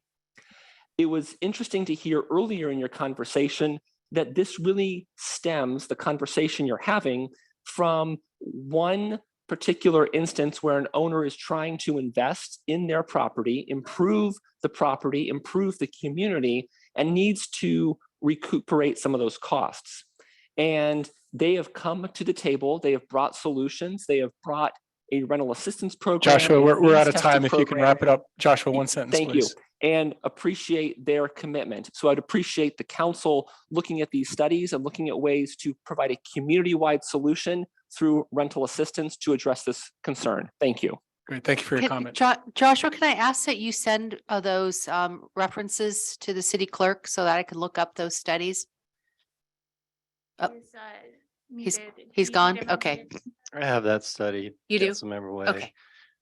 I might take this opportunity to interject. If you hearken all the way back to the first meeting on this topic, I warned you that every study that I read, and there's quite a few on both sides of this issue, have about 20 websites that tell you how stupid the study is. The Stanford Hoover Institute study might be, I find it fascinating as a data-driven person, and I applaud those professors because it's the only study I've seen on either side of the issue that's properly data-driven. That doesn't necessarily mean their conclusions are correct, and I encourage everybody to read both sides of the issue because the conclusions are highly controversial. The gist of that study, you've heard a lot of speakers talk about, which is the idea that new renters pay for renters, previous renters, and the subsidy they're essentially receiving. Is that annotated in the back of some of our packet? I'd love to read that. I'll send you a link. Okay. It's an easy one to find. Okay. It's high, like I said, that's probably got more websites arguing about what it says than any other study. Next speaker, please. Thank you, Council, City Manager. Next speaker, Emily Conway. Welcome, Emily. Hello, council members. My name is Emily Conway and I'm with the North Bay Labor Council. We proudly represent over 70,000 working people and 70 union affiliates in Marin, Sonoma, Lake, and Mendocino counties. On a personal note, I was raised in Marin County, though my family has since moved out of the area due to unregulated rent increases and unfair landlord practices. Both personally and professionally, I strongly support establishing rent control in Larkspur and urge you as a council to direct staff on a strong ordinance to protect your city's renters. Through rent stabilization, you as council members could provide Larkspur renters with much needed stability. According to data from Pew in 2018, rent-burdened households have higher eviction rates, increased financial fragility, and a wider use of social safety net programs compared with other renters and homeowners. And as housing costs consume a growing share of household income, families must cut back in other areas. As I've personally experienced in Marin, being rent burdened makes it incredibly difficult to accumulate savings.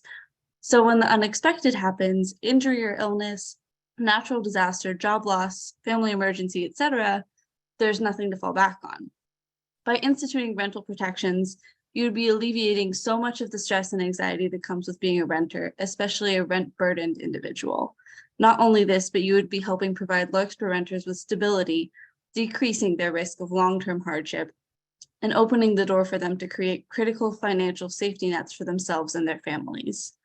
Both as an individual who was forced to leave Marin due to lack of renter protections, and as an advocate on behalf of the North Bay Labor Council, I urge you to direct staff to advance a rent stabilization ordinance that will meet the goal of truly protecting housing security for over half of Larkspur's population. Thank you. Great. Thank you, Emily. Next comment, please. The final Zoom commenter is Kyle Amsler. Welcome, Kyle.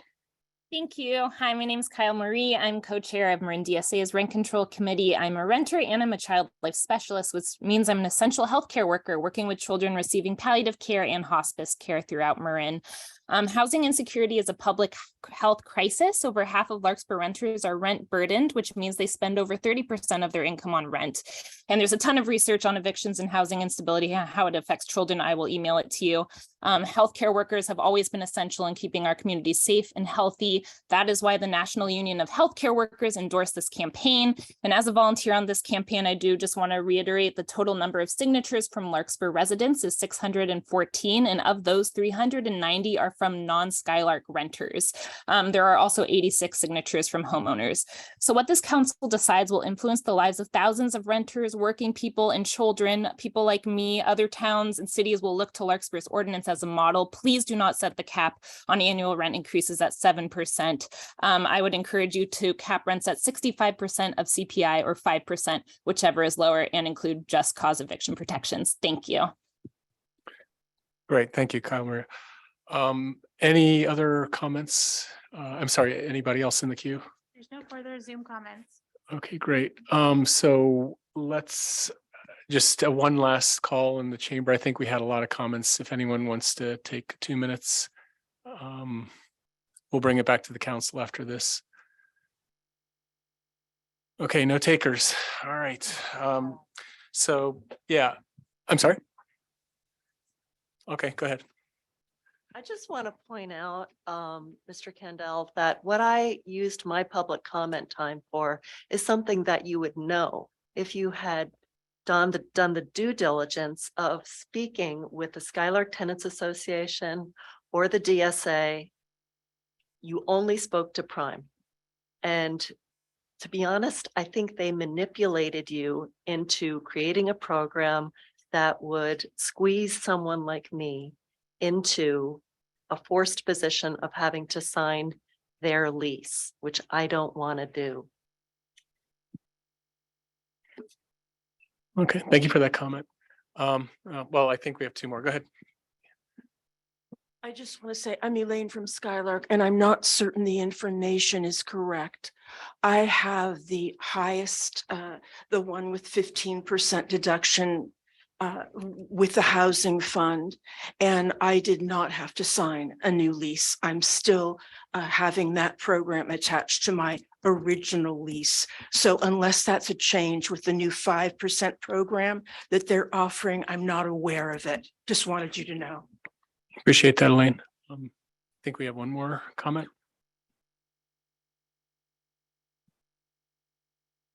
Will Madison from Prime. I appreciate the clarification that the last speaker is correct.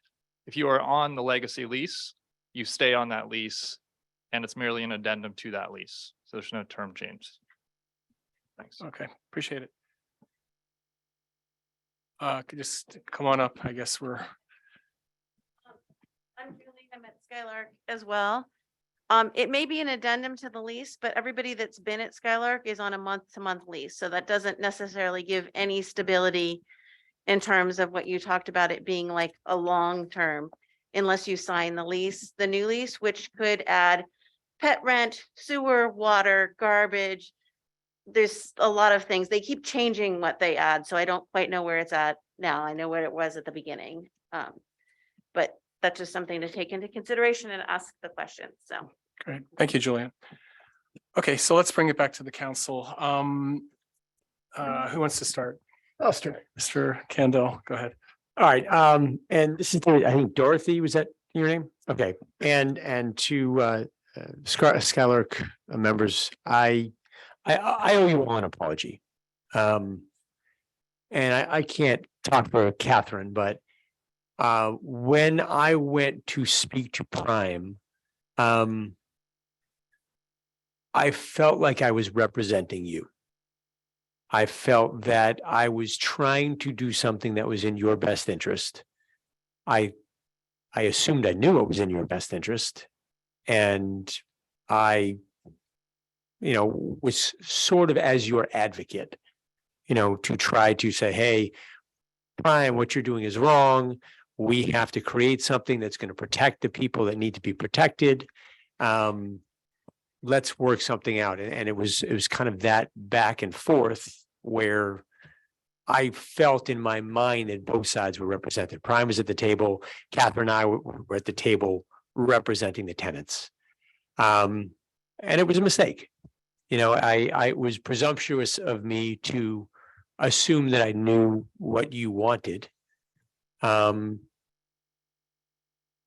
Yeah, and I was wrong. So I apologize for that. And moving forward, I think you're absolutely right.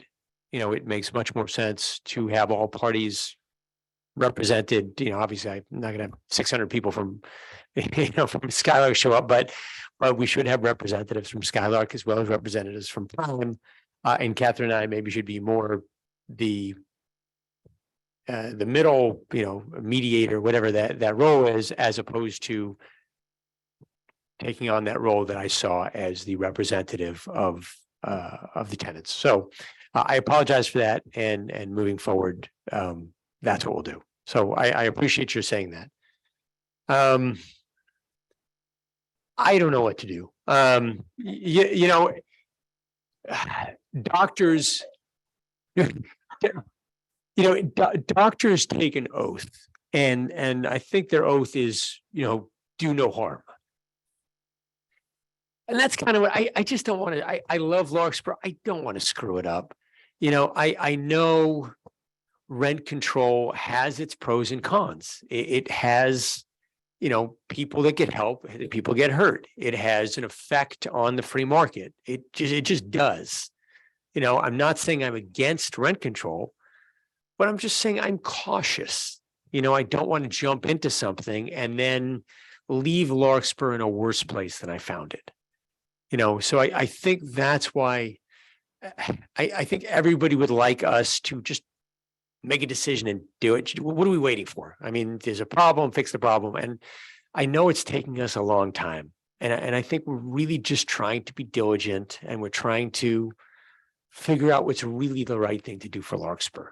And I'm hoping that, we're all going to put our heads together and find that balance, because we all love Larkspur. We love the character of Larkspur. We love the diversity of Larkspur. We don't want people to have to leave because for economic reasons. We want to find a solution that's going to help.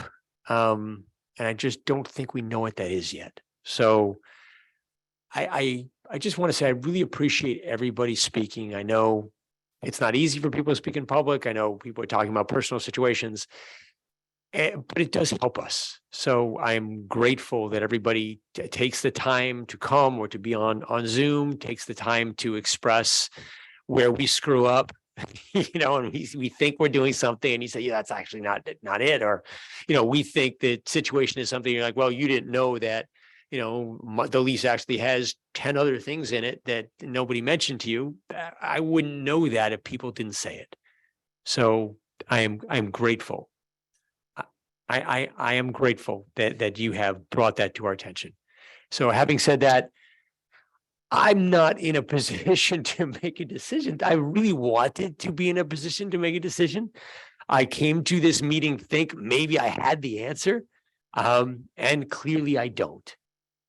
So I I don't think I'm in a place where I can vote on anything, permanent. I mean, I think I can say I feel comfortable saying that we need to, work on, the subgroup A, maybe can work on a rent control ordinance that maybe, can meet the needs of the community. Maybe subcommittee B can go back and meet with the parties and really I think I understand Skylark's, the Prime's position. Their financial constraints, what they're trying to accomplish. I think I don't fully understand, the tenant's position. And I think that that's something where I can't speak for anybody else, where I personally have to go back to the drawing board, and re-educate myself in order to come to a solution that is really in everybody's best interest. So again, I'm grateful for everybody taking the time. I apologize. I don't have an answer tonight. I'm going to ask for patience as we try to work this out and come up with something that's right for everybody. And that's where I am. Great. Thank you, council member. Next. I'll go if no one else does. Kevin? I think I'll defer to the other Kevin first. Let me have another minute. Okay. Oh, if I was in grade school, I'd respond to that. Okay, so I'm kind of back where I still was with one qualification at the beginning of this meeting. And again, I want to remind everyone here in this room, this has been a workshop. We're not voting on anything tonight. We are here to hopefully obtain consensus that's well informed by the community input that we have received, and hopefully be in a position where we can give some further direction to our staff on next steps. And that's what I'm hoping we can do.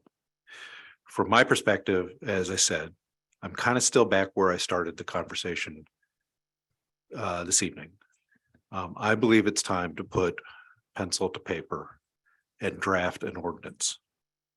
I think that the staff report provides an appropriate outline for what the elements of that ordinance would be. But, the devil, as they say, is always in the details. And I think it's difficult for anyone to really confront the challenge that we have unless we have something concrete to respond to. So I think that's where we ought to be. And I would encourage the council to provide direction to staff to go to that next step. And I'll get to the qualification here in a moment. But that's what I think we ought to do. Get to work on an ordinance, have some discussion internally about when we could set a public hearing to consider that ordinance and either adopt it or not. The one thing I would like to give some further thought to, and I'd like to do it within the framework of our rent stabilization ad hoc committee with working with staff. I do appreciate the comments that we've heard tonight here on the rent stabilization ordinance issue. That some additional thought on what a good cap would be needs to look like.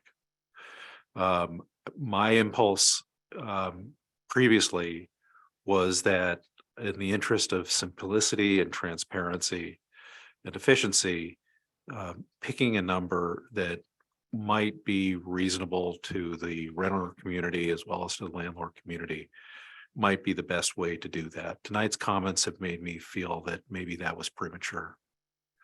And that having a cap that does have an inflation component in it based on CPI or whatever we decide we want to do, probably CPI, is probably the best route to go.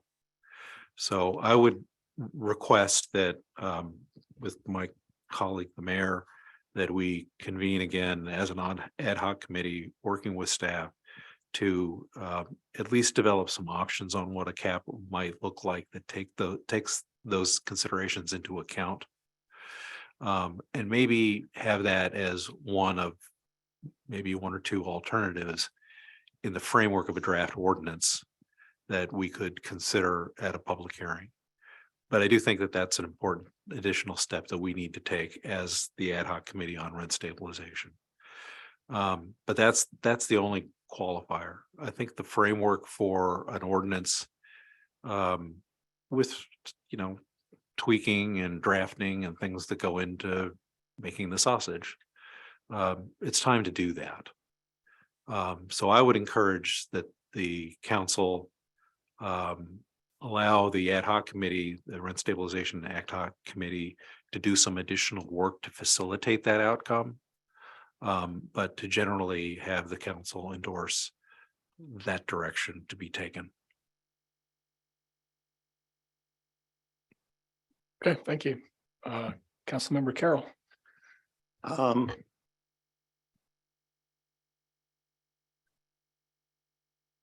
Do you feel for the committee that's looking at this assistance plan, do you feel do you need to meet more time to meet? You feel that that's necessary? And would that preclude us? I'm getting a sense, and I may be wrong. Well, first, it's difficult to speak without having heard from Mr. Holmes. I'm baffled. This is the first time he hasn't commented for us yet. I think he tried, but I'm not sure. Yeah, he did try, but I'm so used to hearing his opinion. It sounds like we're approaching it then on a parallel track, that the two committees will continue their work. You'll try to refine what an ordinance would look like. And is my sense correct that there is at least 3 votes in favor of a rent stabilization ordinance? Is, I guess, the question on my mind right at this point, I think. So are we there yet? No, I don't think. Yeah, Well, no, I'm not asking for a straw poll. Maybe I can reframe it. We came to the meeting tonight saying this is a workshop and we would end it with next steps, which is where we are. So one way to do this is we could give staff the direction to start drafting an ordinance based on what was in the city manager's report. And that would then lead to a public hearing and a vote. That's correct sequence, I think. And what I'm hearing from Councilmember Haroff and what I feel myself is there's been sufficient questioning both from tenants and from landlords on the parameters that were set. So I'm wondering if we even have the inputs, to take that step. So what I'm thinking may be more appropriate is that the ad hoc committee for rent stabilization regroup. Specifically, we did not include CPI. I do think that is a better idea. I'd like to discuss that. And the number of 7% was a starting point. We knew it was better than AB 1482. It obviously doesn't seem to be working for anybody. But I think with that, we could then have this movement. I guess the question at the moment is, would the city council, is there a consensus or a majority that would authorize us to have an ordinance written and a public hearing once we have those steps done, or would you rather see them first? What our steps are? I'd like to also sort of acknowledge that in our subcommittee B, we did not reach out to tenants yet. I think we needed to do a lot of fact finding because there was a lot of information that was unclear to us. And I think that process still has to happen, as I heard from the vice mayor, and I would like to engage with that too. Just because there's a lot of questions that seem confusing to the tenants as far as what we're hearing from Prime. So I think that needs to be fleshed out. I think we're really diligently earnestly trying to figure this out. We're all legitimately concerned about it. And, I appreciate people being here. I appreciate my colleagues trying to struggle with this. I mean, we heard tonight from more property owners than we've had in the past. So continuing that outreach was a question that people did bring up, and the outreach is also to the tenants who are not necessarily engaged right now. So I don't think we've actually bring up a third issue is we really haven't discussed whether a public referendum, which is going to happen in Fairfax, probably there will be probably a public put it on the ballot movement that'll happen. And I think we need to also discuss that, whether that's an eventuality that we may face that we haven't talked about yet. It looks like there's enough consensus, at least in Fairfax for the time being, to put it on, to overturn what the city council is doing and put it on a countywide, on a citywide vote. That's something we haven't discussed yet. So I think we need to still do that. I think we got a lot of good information tonight about that 7% and some of the terms we need to still really flush out.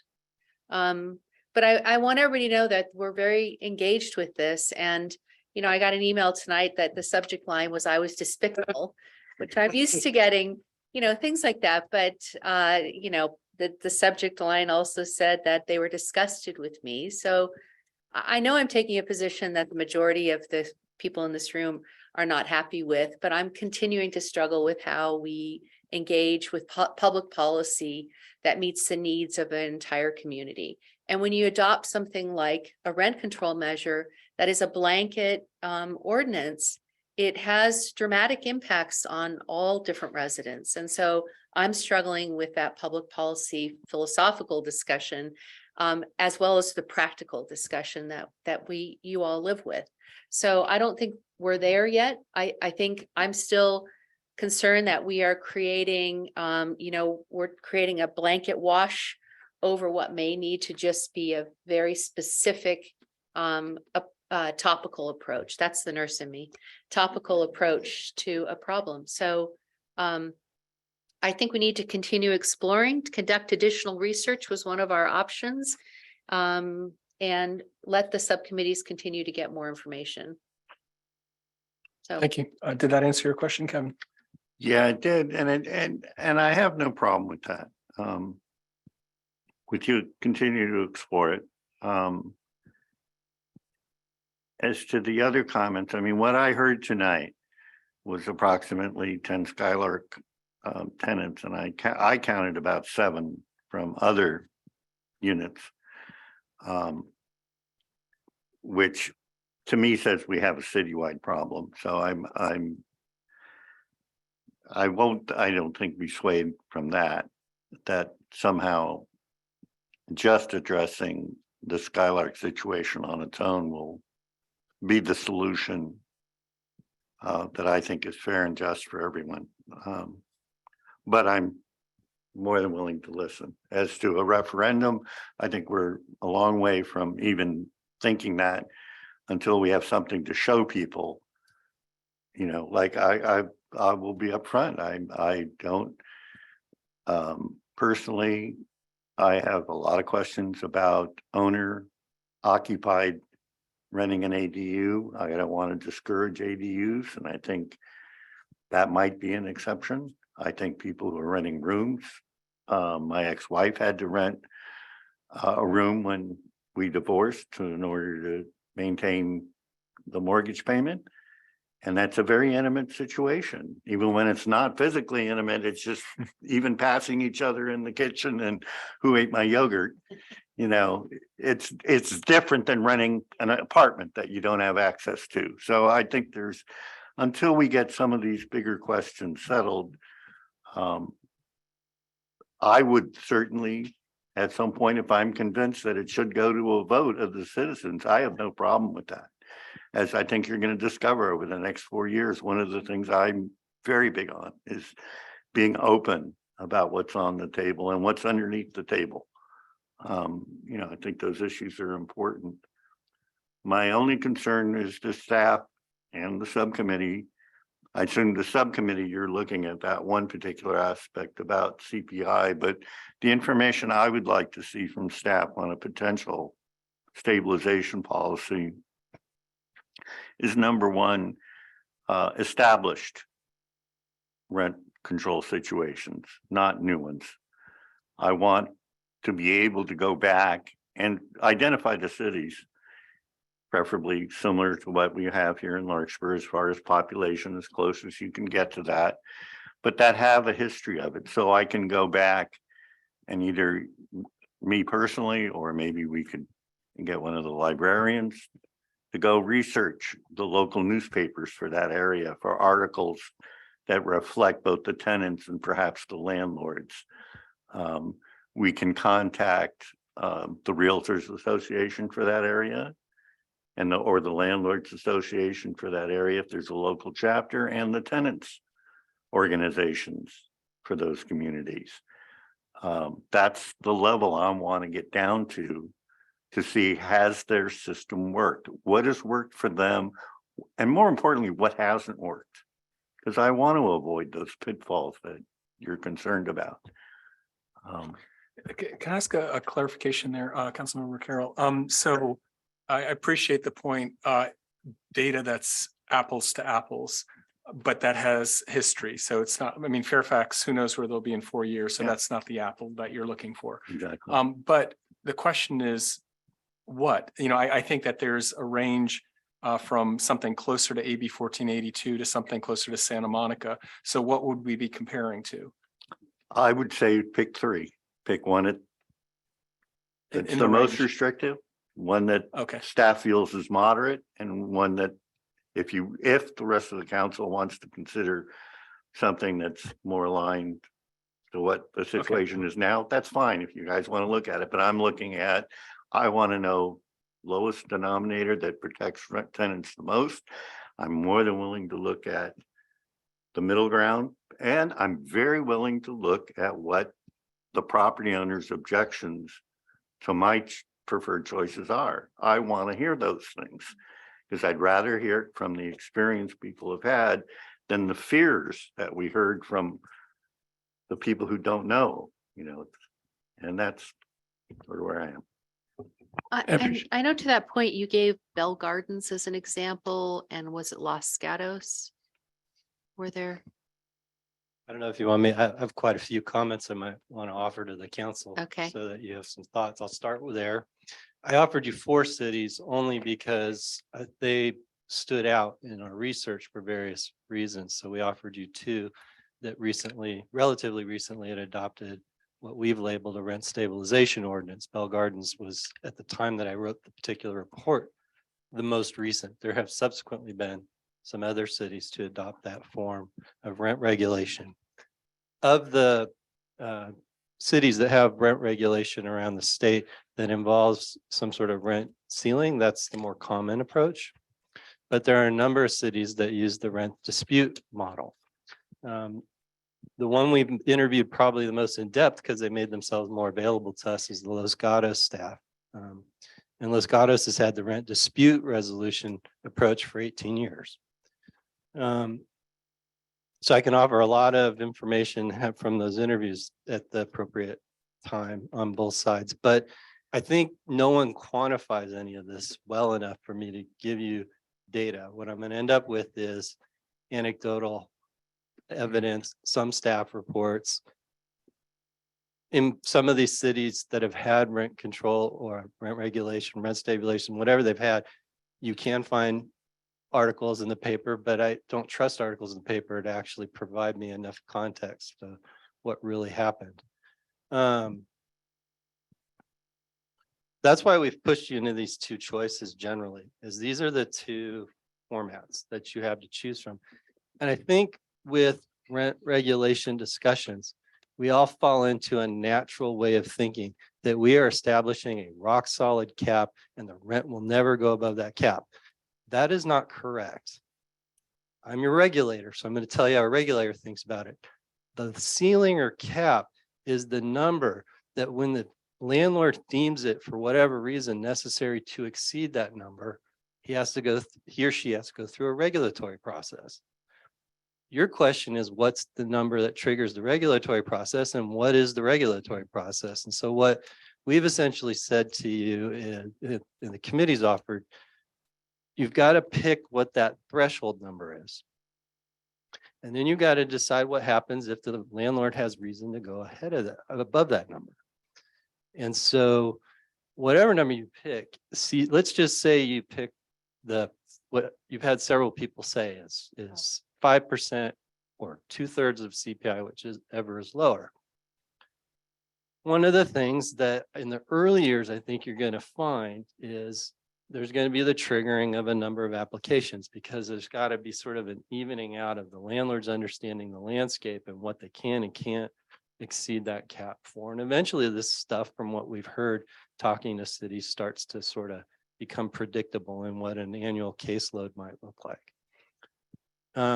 What we've heard generally from the cities that use rent regulation is, because they all pick a number that's usually around 3 to 5%. What they kind of told us is, for the most part, the landlord community just honors that number. They don't want to deal with the regulatory scheme, so they just stay under that number. And so when it is exceeded, it's actually, for the most part, an extraordinary event. Or the city's never involved because the tenant has accepted the reason that the number was exceeded.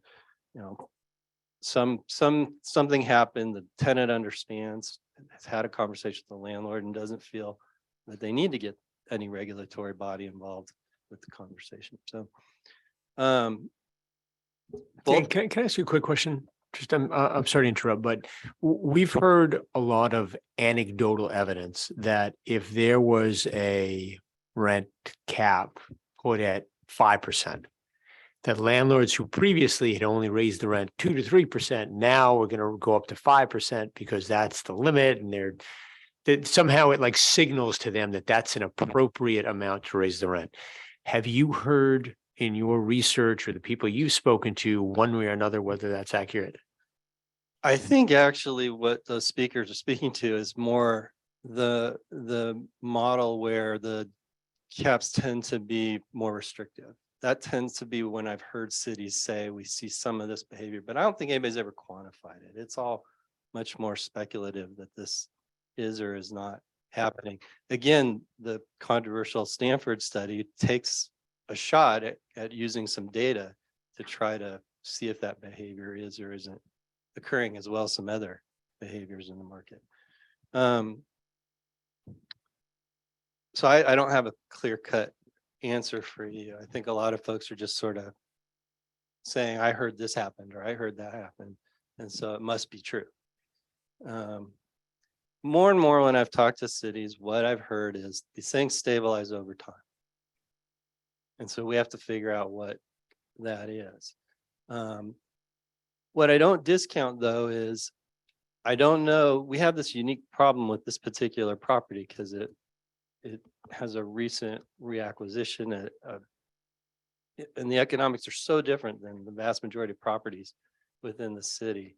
I can't say what will or won't happen. And I've actually been trying to find a city to tell me they went through this experience, and I've yet to find one. So that we could be out on an island in that very unique respect, that we had this one property turnover at a pretty significant differential between what the prior owner paid for the property and what the current owner is dealing with. But we have tried, we've been asking a lot of cities about how that works.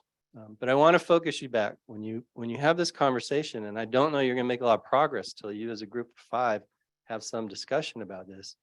As much as you need to figure out what that number is, that's that line, you have to talk about what's the regulatory process to cross the line.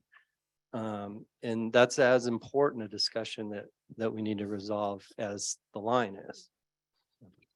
I'm sorry, Yeah, just for clarification. I mean, I think the staff report does present at least some direction on what that regulatory framework would be.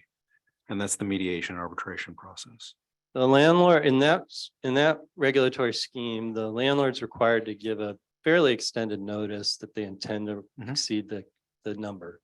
And then the tenant is given a period to decide if they accept the explanation. If they don't accept the explanation, then they can petition for mediation. And if the mediation fails, it transitions to arbitration. A nuance in the model is who does the arbitration. So Fremont has this model, and if it goes to arbitration, it goes to a board They actually have an interesting construct for the board. It's 2 renters, 2 landlords, and a third party. In Los Gatos, another city we've mentioned several times, the mediator becomes the arbitrator. So that's fairly efficient from a management and cost perspective. And other cities, And that's done in lots of different settings where a mediator transitions to being an and best I can tell, cities that are using some form of this model, that's typically what they've done. And there are several nonprofits that are in this particular arena managing that process. Now, and another question you'll need to talk about, and this one you don't need to necessarily resolve as quickly, but we'll need a rental registry to manage all of this. And the question, who's paying for what, will come up. Are we subsidizing? Are we charging the landlords? Are we charging both the landlords and the tenants? I have examples of all 3 of those things happening. So, and it's often some mix of them, and we'll have to get into that minutia. We'll have to get into which CPI, if we're going to use CPI, and that'll be a fun conversation.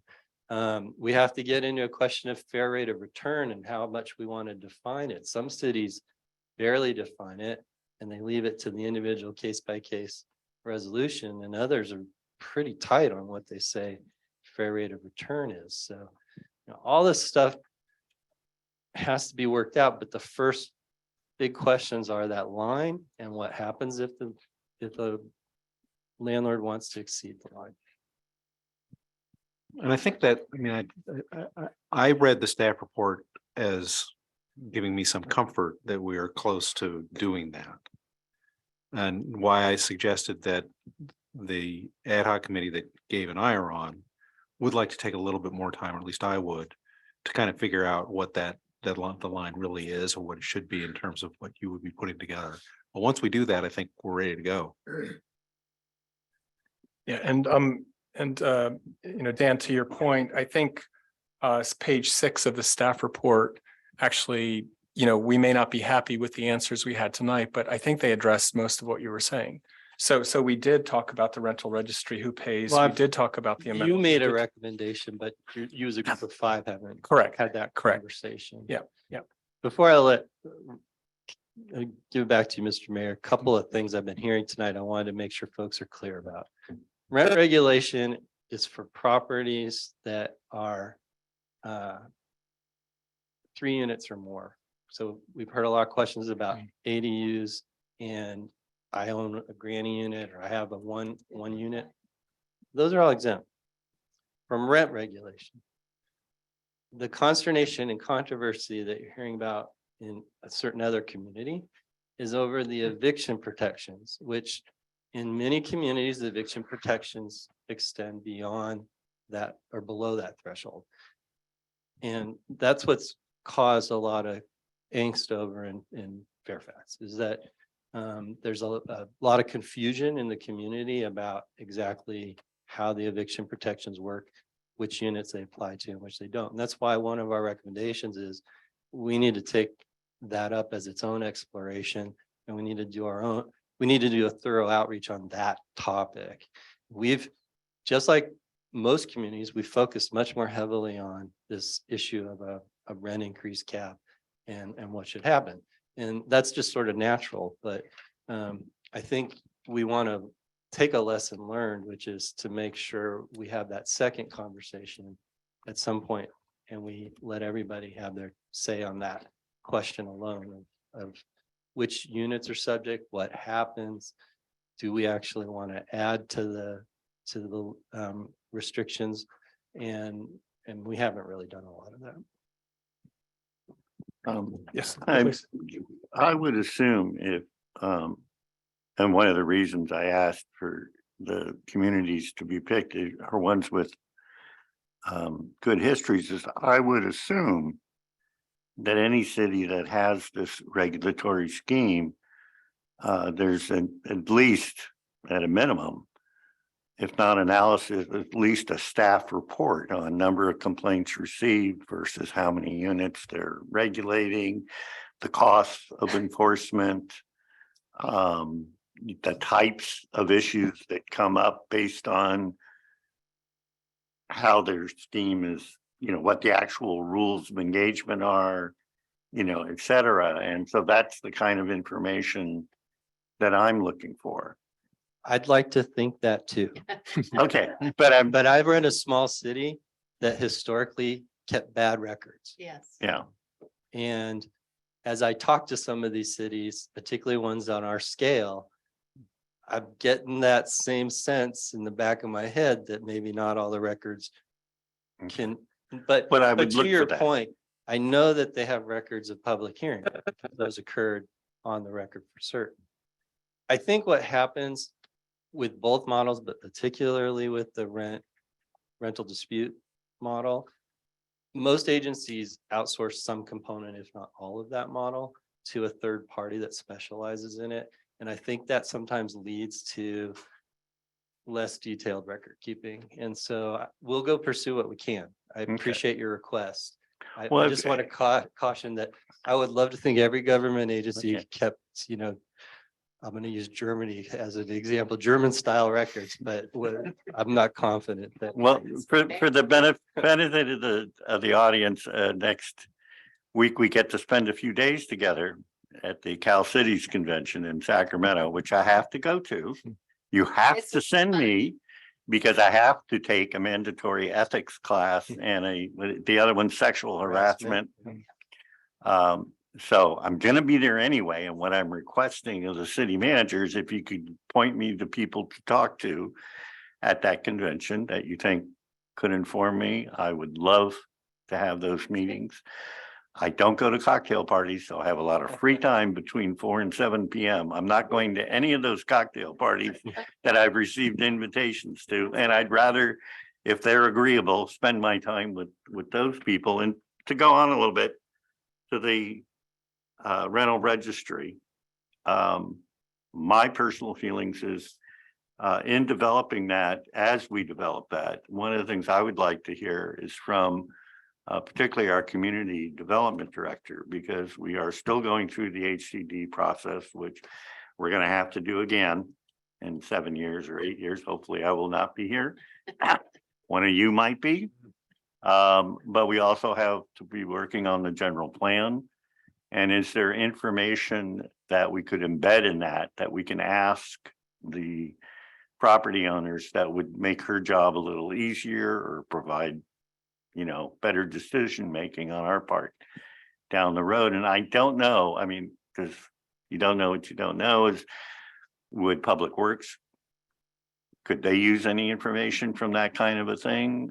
Park and Recreation, those, if that you could run that by your department heads, that if there's some kind of way to incorporate the maximum amount of useful information for our city departments and for us as the council to make future decisions, I think that would be very helpful.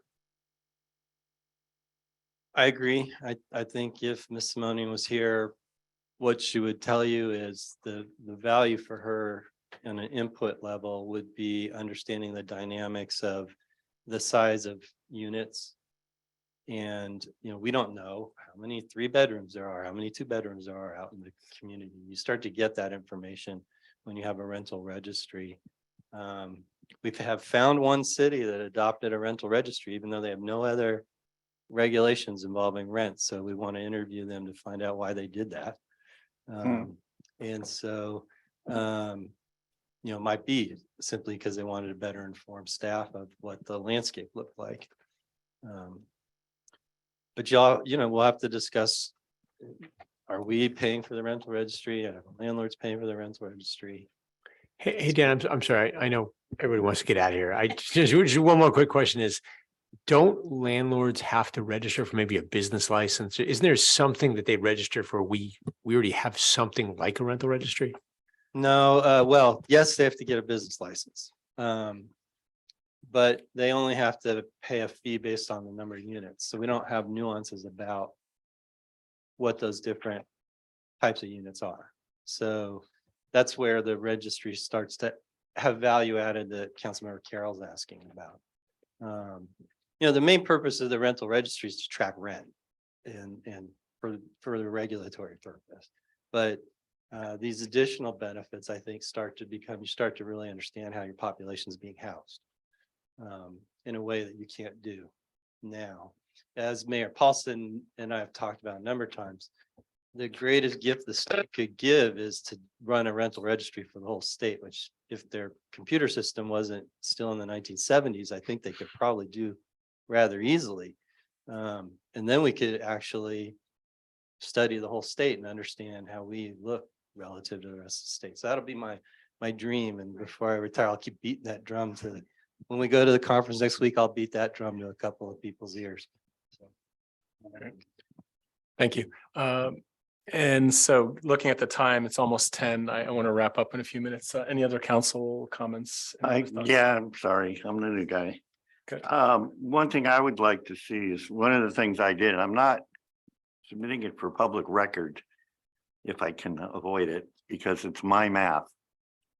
And what I tried to do was to take your numbers of what the costs would be for the different programs and break it down to what it would cost per unit per year and then per unit per month, because we may talk about landlords paying something and tenants paying something, but in the long run, it's the tenants who are paying it. In my opinion, humble opinion, not so humble opinion, I guess, on that one. But I would like to see a format on our costs like this, where we break it down to what the per unit costs of the registry, the stabilization, and the resolution programs are, because it would give us a better context of what we are more comfortable with financially. I can do that. Some of it will get more nuanced as we go through the more detailed discussion, because in some of the cities, they have tiered approaches to what they charge in the registry, depending on which types of regulations your units are subject to. So there'll be some missing scale, but we can probably get tighter than my $100 to $200 range that I provided in the memo. Okay, thank you. Anything else, Kevin? Okay, we got time. No, so I'm going to really see if I can be concise here. First, I want to thank everybody. I mean, it's been a long night and a lot of information, a lot of emotions, and I think we all really listened. And it was good decorum, and it's important. I like what Councilmember Candell said, the do no harm model. I really think that's what we want. I mean, I personally am, again, going to look over the over 30 comments here, and I do believe that there is an issue, and I do want to address it. What I'm sensing is maybe starting with the rental assistance ad hoc. Both of you have stepped forward and said that the information gathering was incomplete and you should talk to the Skylark Tenant Association. So I appreciate that. And I think that would be a good next step. One thing I'm hoping for, the questions that occurred to me was the lease is a way to enforce this, but Councilmember Carroll's question was good. What is the term? If we can get some clarification on how much security this provides, how binding this is, that's my number one question. There was another issue about additional costs. Those of us who have rented, and I have for more than half my life, there's parking, there's water, there's electricity, there's pool fees, there's whatever. If we can see really what the total cost is, when someone says you're going to have this assistance, what does it mean as a whole package? That would be very helpful. The additional issue of just cause evictions, I think we can keep that at the back of our mind. And I'm wondering if possibly, City Manager, you might comment here, the just cause eviction workshop, if that would be worth having, and that would be a time to bring some of these findings from rental assistance, or if that's maybe too much for an agenda. But I feel like I want to keep moving forward. I don't think this is, paralysis by analysis. I think we really have real questions. I think if you look over the comments, you'll have seen a range of things which were really worth talking about further. So I'm wondering if we can do a workshop on just cause eviction, or if we want to try to get an ordinance drafted. And so that sort of brings me, I was talking about rental assistance, to the rental stabilization part. Councilmember Haroff has been clear. He wants to start, getting some ink on paper. I personally want to move forward. But I do think it might be better that we have our discussion first about how CPI fits in, and the 5 issues that you just raised now that we need to talk about. We haven't really talked as a council, so I want to feel authorized by the 5 of us sitting here that we give him direction to write an ordinance, so we have a public hearing, and I don't sense we have that tonight.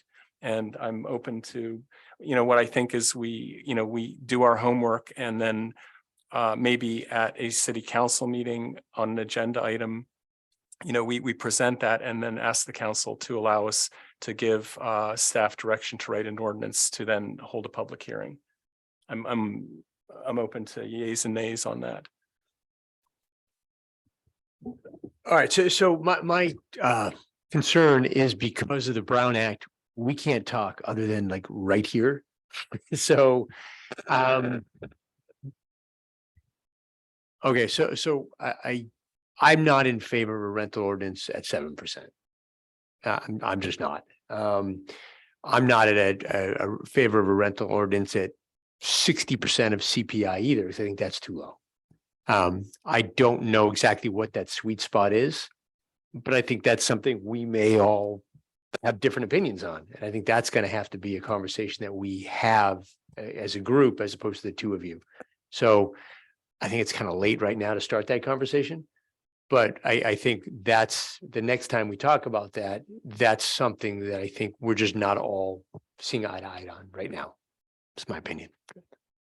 Catherine? I think you articulated very well the remaining issues that need to be discussed, and they're much more of the specifics of an ordinance that actually has a large impact on its outcome. So I think we've heard a lot of public comment, and we've had this conversation now. Now we need to drill down into the specifics and whether those really work for us in our jurisdiction or not. And I think we still have to work on that. The city manager brought up a lot of things that are unanswered questions still, which we haven't even debated or discussed. Sort of the dispute resolution piece. What do we do with costs, and how do we engage with that? I still think we still need to do that. So I'm with Scott on that I'm not ready to shoot out a number right now. Okay. Would the city manager feel comfortable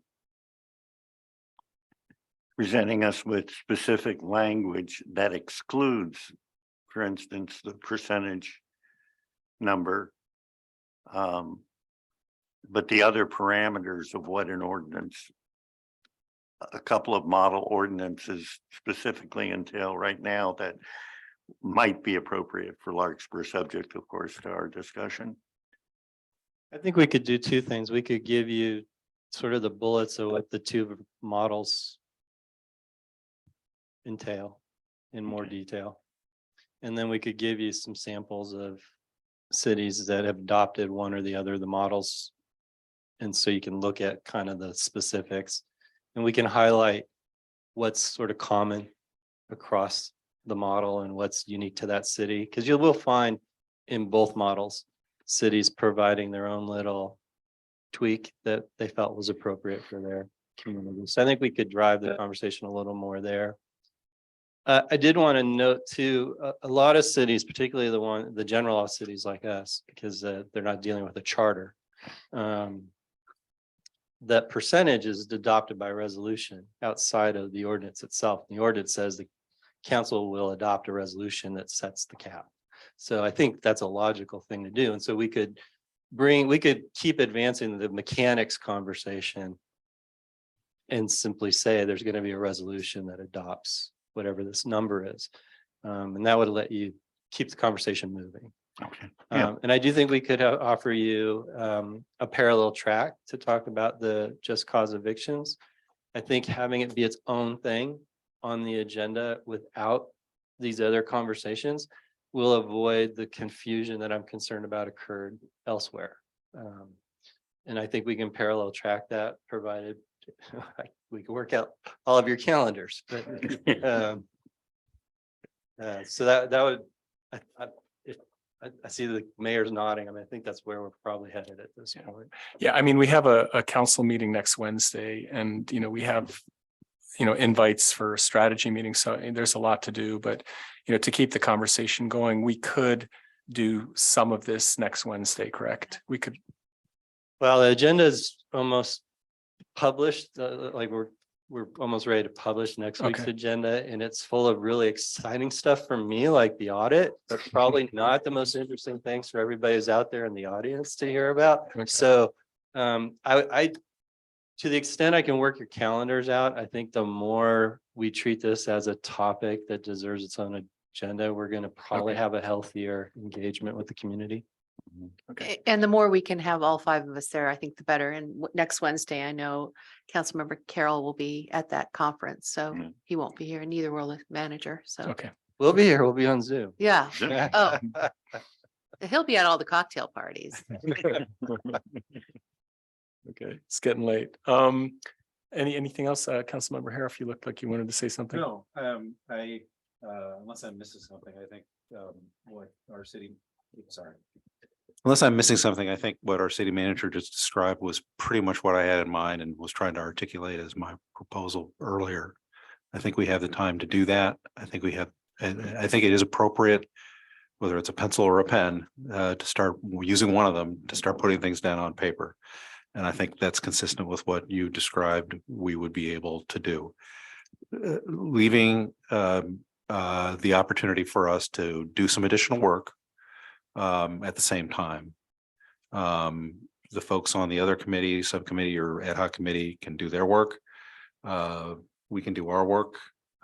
We can share what we come up with at the appropriate time in a public forum, and that's fine. But I don't think there's anything that I've heard in the last 10 minutes that precludes us from going down that route. I agree. Okay, so next steps, it sounds like go ahead, Scott. No, I was going to do motion to adjourn, but I'll wait. Okay, you use the timer. You can cut me off. I won't mind. We better get this on the our calendars are hard. to So coordinate. the rental assistance folks are Yeah. gonna have their meetings and move forward. We're gonna have a meeting, and then what I think you were talking about, Councilmember Carroll, is the the bullet points of what those parameters we come up with, and then model ordinances from other cities would be the drafting, but it's nothing like, we're not doing a public hearing based on that. That'll be how we take this one step forward. Yeah, yes, but I do think we've advanced this conversation far enough that we need to show there's a light at the end of the tunnel, one way or the other. So we'll, at staff, do everything we can to put you in a position to advance the conversation quickly. I can't promise this. Allison's the brains behind this part of the operation, but we do try to think ahead about your agendas, and we'll try to see if we can take a few of your scheduled meetings and trim them down. So this would be the focus of those meetings. Okay, appreciate it. So motion to adjourn, or? I'll move to adjourn. Oh. Does anybody out there want a second? Okay, I think we're ready to adjourn. I don't usually use this thing, but thank you guys for coming tonight, and we'll meet again. Thank you all.